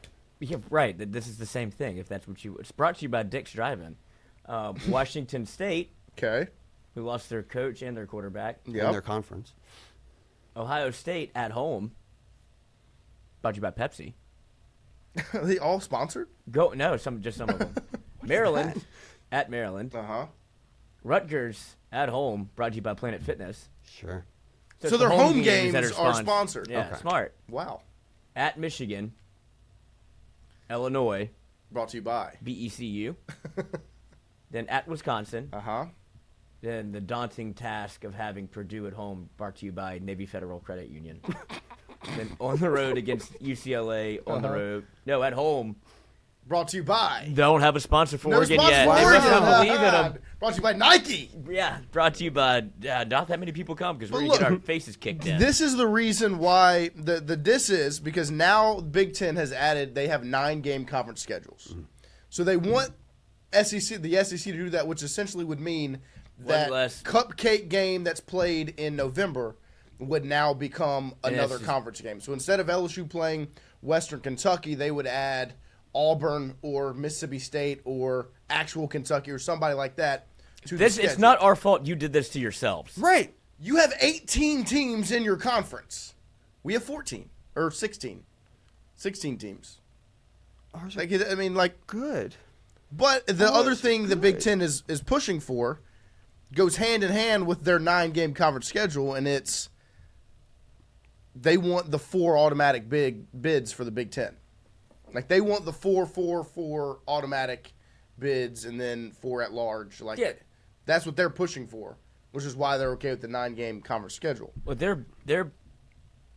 this is their actual motive, right? Because LSU, the SEC, and the Big 12 are trying to form a coup to where it's not an extra conference game; it's a Big 10 game, right? No, I thought it's a Big 10. Yeah, it was SEC and Big 10. Right. So they don't want to do that. Obviously, they don't want to add an SEC team to their schedule, but they don't want LSU. No, they don't want to do the SEC one. What they want to do is they want to play 9 conference games. They want SEC to play another SEC team. And the SEC proposed, what if we play one us? else? Yeah, right. And they're terrified of that. They want us to knock each other off. right? Because that's the Yeah, extra week but- to stumble against whatever. And instead we're like, no, why don't you come down here and we'll beat one of your 4 best teams. You know, Right. But don't you have to be one of the 4 best? I mean, that's... Well, but it's a chance for Vanderbilt to beat, Penn Right. State or some shit. I don't know. If you're the Big Ten, I would run from that also. Yeah, I that's don't what want I'm saying. Vanderbilt to go up to Penn State and whip the living shit out of them. Right, like it would. If I'm the Big Ten, I'm Like, not doing that. you want What the I SEC want is the 9-game to eat conference. their Like, own. what Yeah. they're doing is smart on their part. Right. Like, they're doing what they should be trying to do. Where we play our 9-game, like you saw what happened to the SEC last year, where they cannibalized stuff. Alabama didn't get in, South Carolina didn't get in, Ole Miss didn't get in because those lower level SEC teams, Kentucky and Vanderbilt, and go down like we're able to snatch a couple of wins away from some of these upper echelon teams. You saw how hard it was for you to just name like lower echelon. Right. I mean, because right now it's Mississippi State and Kentucky. Yeah, Kentucky almost. Kentucky was very close to beating Georgia for a half. And Arkansas is pretty intensely mid, right? Yes. Yeah, I mean Arkansas, Arkansas stole a game from Tennessee. Yeah. Vanderbilt beat Alabama. Oklahoma stole one from Alabama. Like those are the teams that what they're saying is, hey, maybe if we add one more game on their schedule, it'll happen again. Tennessee will drop. Tennessee will drop another one, and Georgia will drop another one, and Texas will drop another one, and it would put us in a position because our Big Four, because they're top heavy conference, Ohio State, Michigan, Penn State, and whoever the fourth one ends up being, whether it's Indiana or Michigan State or whatever else in the conference, Oregon, like they have their 4. Like, they have their guys that will only lose against one another. And so, like, Penn State rolls through their conference schedule besides either Ohio State every year. Or Oregon or Michigan, whether they play one or two.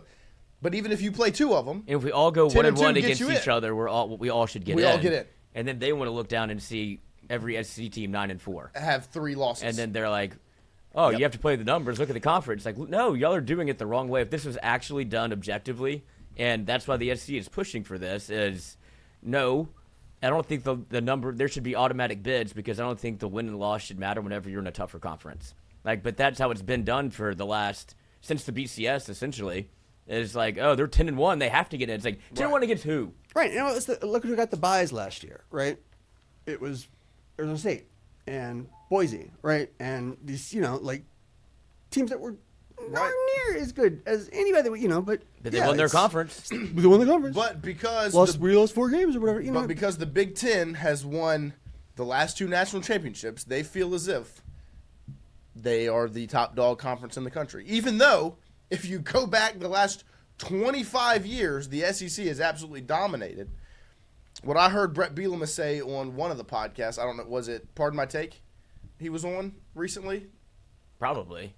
He was talking about, he said that now that the playing field has evened out between, with NIL and things like that, the SEC's power is no longer as strong.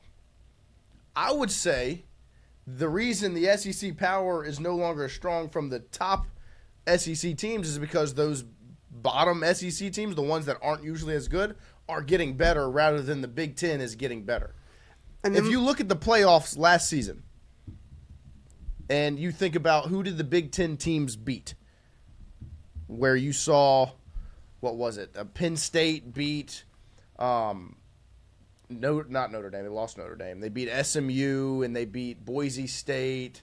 You saw Notre Dame take down hurt Georgia team. Ohio State beat Texas. Like Ohio State, I will give it, that's the best team in the conference. They are as good as it gets. Like I'm not going to diss Ohio State because they are very good. But Indiana, Big Ten team, lost to Notre Dame. Penn State beat SMU. Texas SEC team beat Clemson. Ohio State beat Tennessee. Yes, that's your number 1 team in your conference versus the SEC's, number 3 or 4 team. Then Penn State beat Boise State, what? Out of the last 19 years, how many do you think 19 college years football national champions have been from the Southeastern Conference? So 2006 to... I did 2025, so you can go 2024 if you'd like, but it won't matter because the number doesn't change. I mean, so it's 19. I would say 14 of them. 15. 15, yeah. For Clemson, Ohio State, Florida State, okay. and Michigan. Yeah. Everything else has been out of the, now. Alabama has what, 7 of those? That's the SEC. Right. That's what I'm setting up is. Then this next quote is Rhett Lashley, which I want you to play this. I think it's in the doc. I have it dropped in the NCAA football section, where the SMU coach Rhett Lashley talked about the SEC as well at ACC Media Days, and he had this quote to say. He took a shot at the SEC, obviously, in defense of the strength of the Atlantic Coast Conference. He said, the SEC has had the same 6 schools win the championship since 1964. Not a single one has been different since 1964. That's top-heavy to me. That's not depth. And so Rhett Lashley, the head coach of SMU, is calling out the Southeastern Conference on depth. First off, let's talk about the ACC for a second.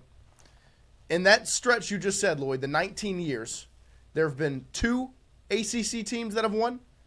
And I would love to see the stat on 1960, going all the way back to 64. How many ACC teams have won national championships? And SMU's been in the ACC how long? 2 years. Right, like so. I mean, how are you going to say the SEC has not had depth when they've had teams, 6 different teams? Like, go also, back to 2000. It was a 10, 12-team conference for part of those. Right. If you go back to the 60s, like you're moving the goalposts. Like those are not stats that reflect anything accurately. And who was even the ACC is completely different than it was 10 years ago. Right. All these other conferences are complete. It's a misleading way to frame it. I just couldn't believe he stood up on that podium in defense of the ACC and said the SEC was a top-heavy conference. When the ACC is probably one of the most top-heavy conferences in the country. You've got one marquee team. Yeah. Clemson is your only, like SMU, yeah, you played well last season. You have high expectations. You've recruited well now that paying players is legal, because when you did it in the 80s, your program got bombed. And the now, death penalty. You got killed. Like, the ACC is the most top-heavy conference because you've got one team that has done really anything. Florida State won in 13 and could have made it in 2023. Clemson's your only... I can also barely even tell you who's in the ACC anymore. Like, how is the SEC Georgia the top-heavy Tech. team when you've had Miami. Alabama win it, you've had Georgia win it, you've had LSU win it, you've had Auburn win it, you've had Florida win it? Like, how is this top-heavy on our side? Also, what other conferences had more than that win? Right. Like... how are you defending the ACC? Show me the conference of that kind of parity. Like, how are you defending the ACC using the term top-heavy? Peter Burns has done some of the math. Oh, yeah. Shout out. I hate math. Let's hear Peter. it. Peter crunched the numbers, find out who has the toughest college football conference since 2010.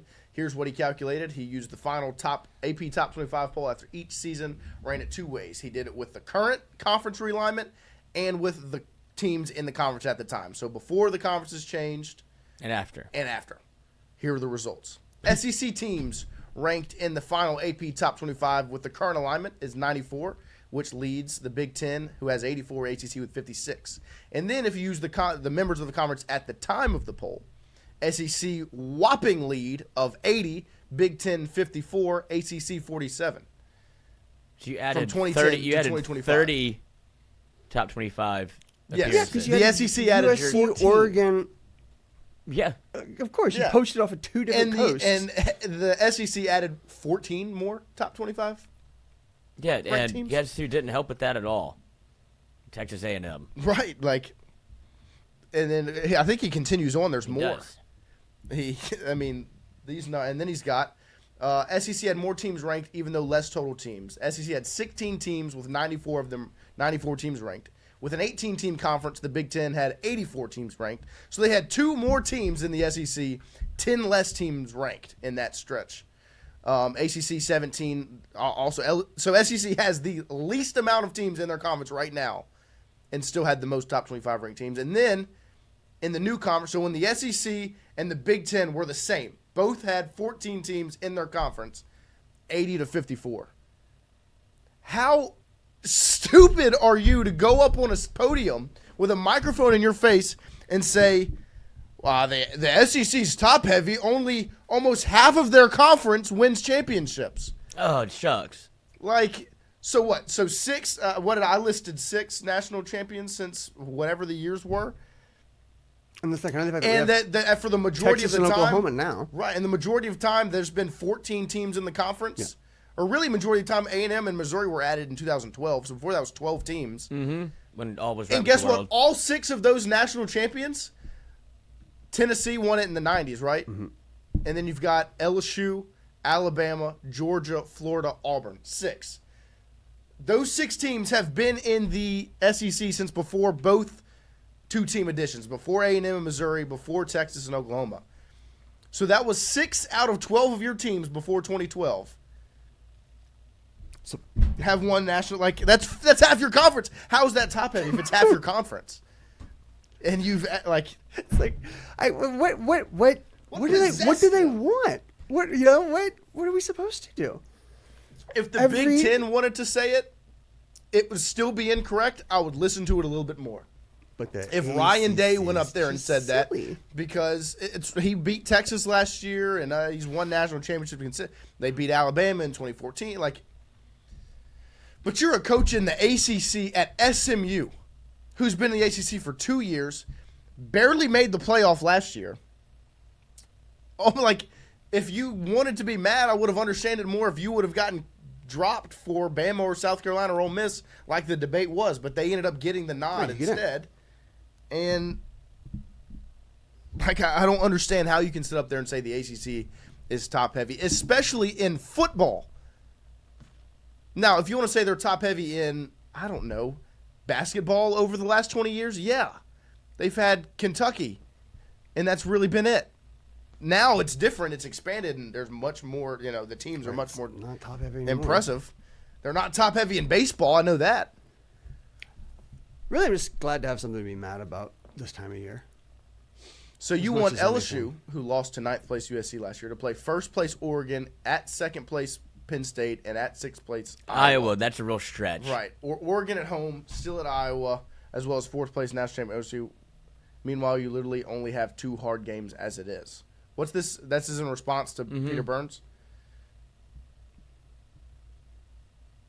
I don't even understand what NWO Buck is trying to get at. Whose schedule is this? I have no idea. Only have 2 hard I guess if you're looking at LSU's schedule right now. It's probably Ohio State's, if I had to guess. What? Yeah, I'm assuming. 6th place Iowa. Yeah, I would love for LSU to replace name a game on LSU's Florida, schedule. Ole Miss. I would rather play Iowa than Florida, Ole Miss, Texas A&M, Oklahoma, South Carolina, Alabama, the entire SEC, Vanderbilt. I'd rather play Iowa than any one of those teams. And if you played this schedule and you happen to lose Oregon and Penn State, you're still in. If you go 10-2, you're in. It's just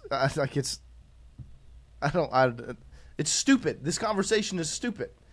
The SEC, let me tell you how I know the SEC is the better conference, because the teams in the SEC beat other teams in the SEC. Big Ten feasts on the teams that are not in that 5 that I named, that are not Ohio State, Penn State, Oregon, Michigan, and whoever the 5th one is, whether it's Indiana or whoever else. They feast on everyone else. Northwestern, Rutgers, Purdue, Minnesota. And then what I want next thing, Lloyd, open up the one that's labeled challenge in the document, because this was one at Brownie College Football. This was their response to these debates that have been going on, was to line up an SEC Big Ten football challenge. And I want us to go through the 16 games that were selected and proposed and name the ones that we think the SEC wins. So this is okay. So Georgia versus Oregon, I would say that one's a very good football game, and Oregon could very well win that one. Number 2, Texas, Penn State. Texas wins. Number 3, Tennessee, Indiana. Tennessee wins. Number 4, Alabama, Ohio State. Very good football game. Probably give the nod to Ohio State right now. Probably that's me as well. So that's 2 and 2 now. LSU, Illinois. I'm going Feel to take very that good about that one. Yeah, LSU. South Carolina, Iowa. Give me South Carolina. Feel very good Texas about that A&M, Michigan. Michigan. Probably. Ole Miss, Just Minnesota. not giving Ole Ole Miss. Miss. Missouri, South California.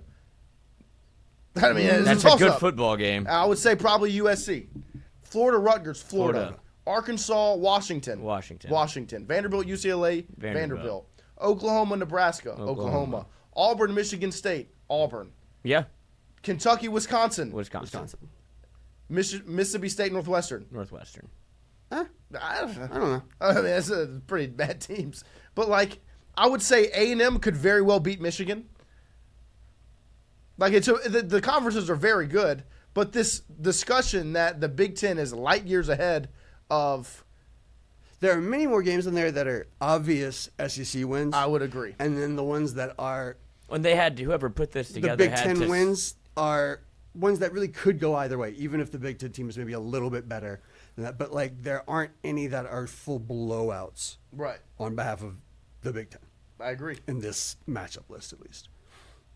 And they had to finagle this to make sure that there were your top end was versus their top end. Yeah, I would say Texas and Ohio State should... I mean, Texas and Ohio State should play. They do. What? Yeah, they do play week 1. Yeah. But just in that graphic. So, and that'll be the discussion after that game. That's what I'm saying. whoever They wins. sacrificed Penn State to be able to put Ohio State versus Alabama because Penn State's going to lose any of those top 4. Like, they should put it up against Tennessee. Yeah. We'll see. So, I mean, I would love an SEC Big Ten challenge. I would love LSU to get Illinois. I But, saw like, somebody if you go put their through top from, 4 against their best top 4 versus the SEC's worst top 4. There's their 4 wins, and then you can pretty much deduce from there what's going to happen. There you go. So, I just feel like if you want to find out which conference is the best in the sport, look at which one's being talked about. To be a thing. I'd be cool with it. The other thing about the new playoff, the Big Ten winning the last 2, the longer playoff structure really does work against SEC teams because you play that tougher schedule where you're beating each other up all year. So then when it comes time to play 3 more games at the end of the year, Right. Georgia's knocked up, right? Yeah, they don't have their quarterback. Like these teams are not as healthy because they've had these harder Right. times. They played an SEC championship game, 2 of the cases, the teams that make it. So it's not necessarily set up for the strongest team to win because the strongest team, if it's us or somebody in our conference. I mean, Ohio State sandbagged it and then turned it on in the playoff. So, But the SEC can't sandbag it. Yeah, exactly. And I'm not saying that the top end of the Big Ten isn't really, really good. Right, because it is. They are. But that bottom 6 really matters, and that's, I think, what has probably hurt the SEC in the last couple of years in terms of the playoff. Yeah, no, I agree. So, it's interesting discussion, but I think the SEC is still the best conference in the sport, and I really don't think there's a debate between the SEC and the ACC. I don't think that exists at all. No, Big Ten and SEC, there's a debate, 1,000%. And if they want to do it, they can come down here and they can kiss us on the mouth on the football field. If you're a girl. Brett Bielema's wife. At the Wynn Casino in Las Vegas. And that's all I'll say about that. There you go. Any casino in Las Vegas. Y'all got any follow-ups? I'll be happy to answer in my hotel room. So, I a new wife this weekend. I think it's about time for us to get into some games this morning to do a little bit of trivia, a little bit of athletic let's do better on the trivia. That was my fault. I was not yesterday engaged. was not our strongest, but that's okay. It's okay. You have those. We days. cleaned up the day before. Yeah, that was our first perfect. Our first perfect. Perfect. We did. We knocked it out the park. With all due respect. With all due respect. And the 2 days ago. But in the chat, if you think the Big Ten's better than the SEC, let us know. Let's connect athletically while y'all do that. Or help us play. And you can help us figure this out. Oh, New York Knicks, Burrow, and what else?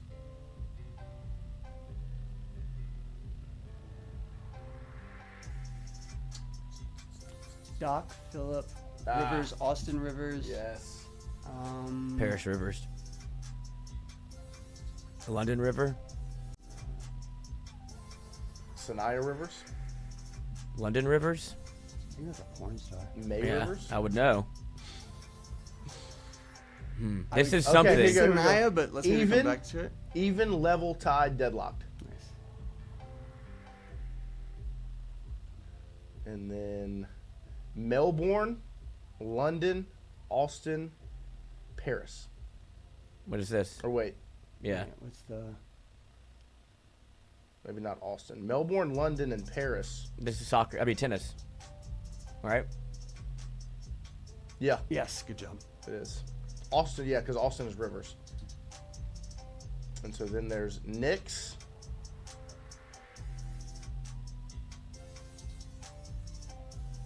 Huh.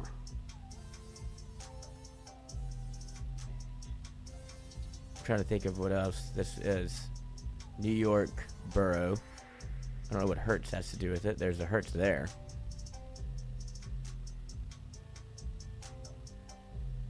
But this feels right. And then there's got to be what? I mean, May. No, I think it's I Sanaya. think it would be. All right. There we go. Knicks, Borough, Hertz, May. See what this What is. is that? Whoa. Jalen Hurts, Bo Nix, Wow. Drake May, Clever. Joe Burrow. That was a good one. That's clever. That was a tough one, but we did good. There we go. Good job, guys. Sorry to Sanaya Rivers that we don't know who you are. Let's see. Let's find out who she is. I'm sure you're very talented. Probably, who's an American basketball player? Is he related to Doc? I don't think. She plays for the Connecticut Sun. And she played for South Carolina. Oh, and then she transferred to NC State. I remember her now, because I remember they did a story about her before South Carolina and NC State played. All right. All right, let's start with our boys' sweet spot. The celebrity mashup. Uh-huh. Ah!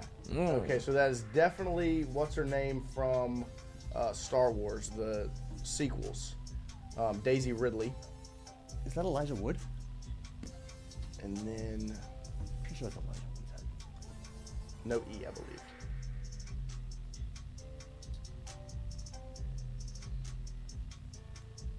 Is that Taylor Swift's little teeth? Nope. Okay. That's the eyes. Ray Skywalker is who it is. I don't know who the gentleman is. I like Elijah Wood That is a good guess. because of the hair. He also always buttons his top button. Or Yeah. Oh, it's There true. you go. Are you an Elijah Wood professional? I'm not. I love the movie, cosplay I as love the Elijah. movie North. Send it. There it Yeah. is. Good job. NFL. Oh, Yeah. unfortunate. Ooh. That was a layup. This American League team had 5 MVP awards across 4 Jesus. Wow.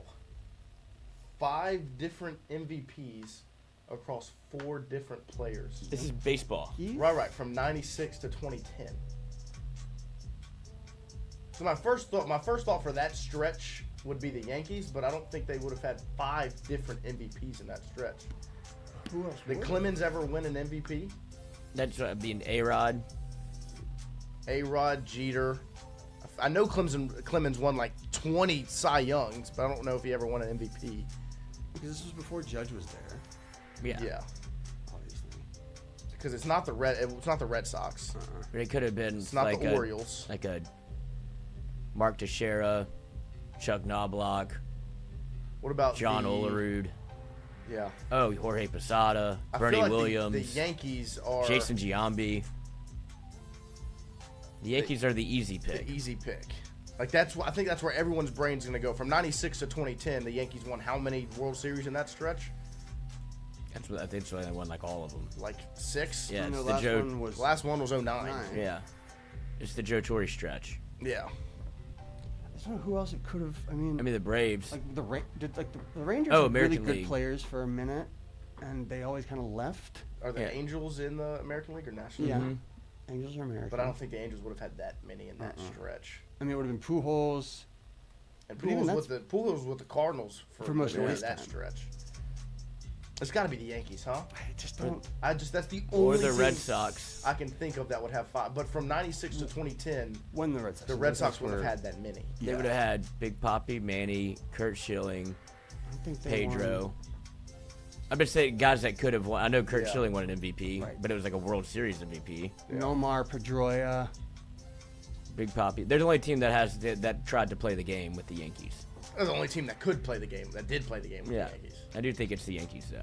Yeah, it just seems like but if we're wrong, we're wrong. Yeah, we're wrong. But I feel like the Yankees is just tricky. Yeah, it's All right. okay. They got it. We do what they wanted us to do. That's exactly right. This is God Sham God. Yeah. Mm-hmm. What a name. What a name. Belize. Belgium. I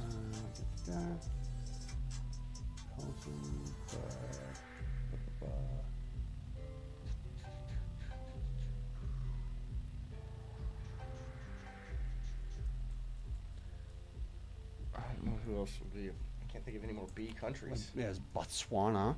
Boston. Bosnia. Bosnia. Belize. Belgium would be the. Or Baton Rouge. Belarus, or what's the other one that's right there? Bulgaria. Bulgaria. Bangladesh. That's from Brian Burgess. Come on now. Berlin. That's a city. That's a city. And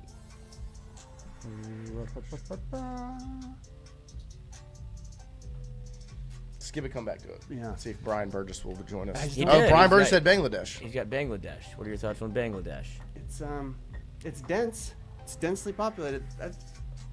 I will always trust Brian Burgess. BB with the letter B. I trust him. There he goes. There we go. They pack them in Bangladesh. I love you, Brian. That's right. They pack them in. I love you, Brian.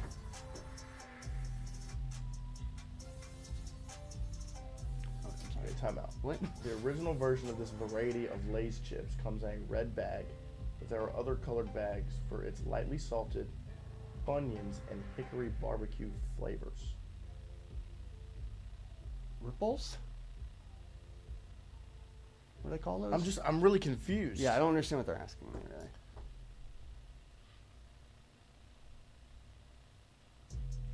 Because so regular Lay's potato chips come in a yellow bag. Wavy, that's the word I was looking for. BB wavy, again. Or is it? Because the bag colors change. Yeah. For the wavy. Yeah. That was Brian BB? again? Yes. Yeah, you like a wavy Lay, don't you? What?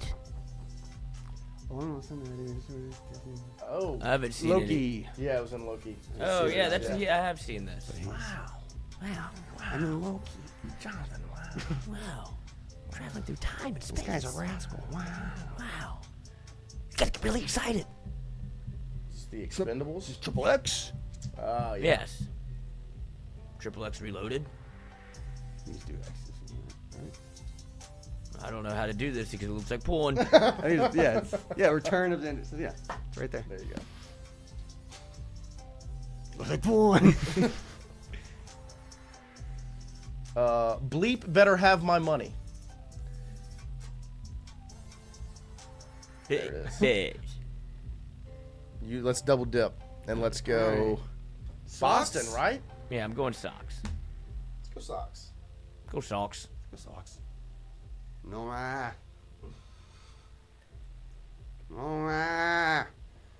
Sorry. No, wrong. Who is it? Let's see. Oh, was it the Mariners? He left. MVPs in AL from 1996. Nuh-uh. That's horseshit.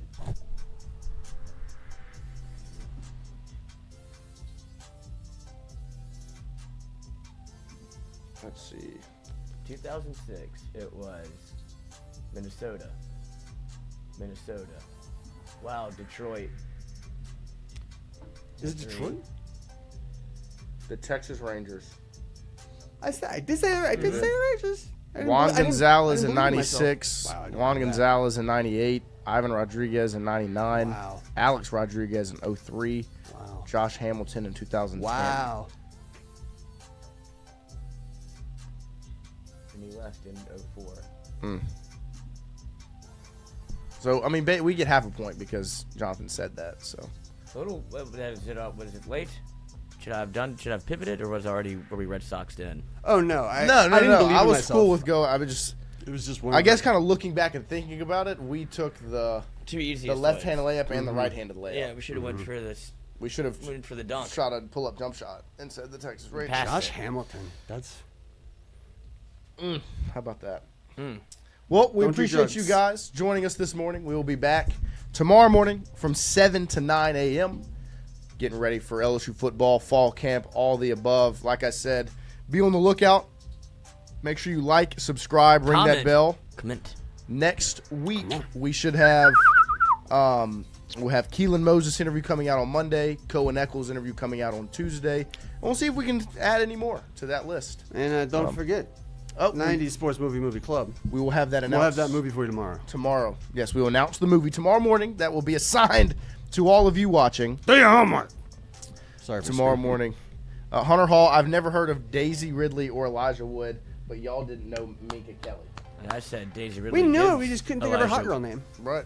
They just name dropped her in Entourage the other day, and I was like, wow.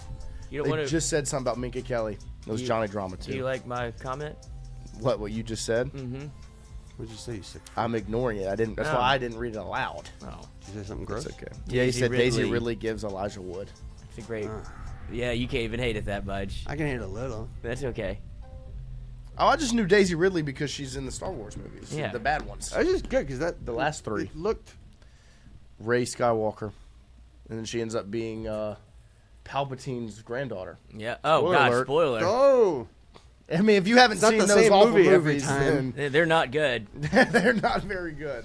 Rogue One was T-Bob good. loves them. Well, Rogue One isn't like the T-Bob loves the sequels. Yeah. He'll fight I love you. the prequels. Yeah. Like to me, like the prequel, especially the episode 3. That's so funny. It's so generational because when those came out, and I was people hated them, especially the first one because I mean the episode 1 with Qui-Gon and what was his name, Jar Jar Binks. The poor actor that played Jar Jar really went through it for the majority of his life after playing that role. It's kind of ruined. I mean, I'm sure he's has more money than we'll ever have. Yeah, I'm sure he's doing okay. I mean, off of residuals from that movie. But you just don't want to be made fun of for being Jar Jar Binks. I mean, even what's his face got Christensen got dogged for his role of Darth Vader. Well, it's because Anakin he didn't do any facial expressions. Well, and they said, he's making Anakin look so weak. And well, what do you think he's doing? He's battling with a war in his mind. Yeah, and it's released to the public. Fans were pissing their pants with This is a different show. We're there's turning one into the other character. one. Let's talk Star Wars for an hour. Star Wars Day. Jar Jar. What are you about to do over there? You're working on something. Oh, God. Turn it off, you. No, he's doing something. Number 10. Put your headphones in. For number 10, we have. Okay, wow. All right. I mean, we have a lot to dissect here. Now, I need you to take a look at his body language, how quick the sounded. For our emotional minds to subconsciously uncover and learn from. Jar Jar isn't just telling us something about fear and death, but he's This is terrible. Turns That's black real? as coal. That is one of the noises. Is this a sincere person? This is somebody. Well, he was breaking it down for down real. Jar Jar Binks as a All character. right, it shows up. Yeah, way to ruin the show, pal. Oh my God. I thought he was just gonna play the top 10 noises, not like, this is what was actually going through Jar Jar Binks' mind, and what you should have Break taken down the away- biology of this Yeah. fake animal man. Oh gosh, what a sad life. It must be, I mean, we're. We'll be back tomorrow morning, 7 to 9 a.m. Appreciate you guys. Me. Let's see how many views he got. Oh. 64,000. Andrew Messina asked if Star Wars is the most overrated movie franchise. No, there's too many good ones for it to not make it. I think out of the big 3 movie franchises, What are the big 3? Star Wars, MCU, and Harry Potter. Or Jurassic Park, yeah. I guess the big 4. For me, it's not. We'll be back tomorrow with the answer. Yeah. Let's break it down.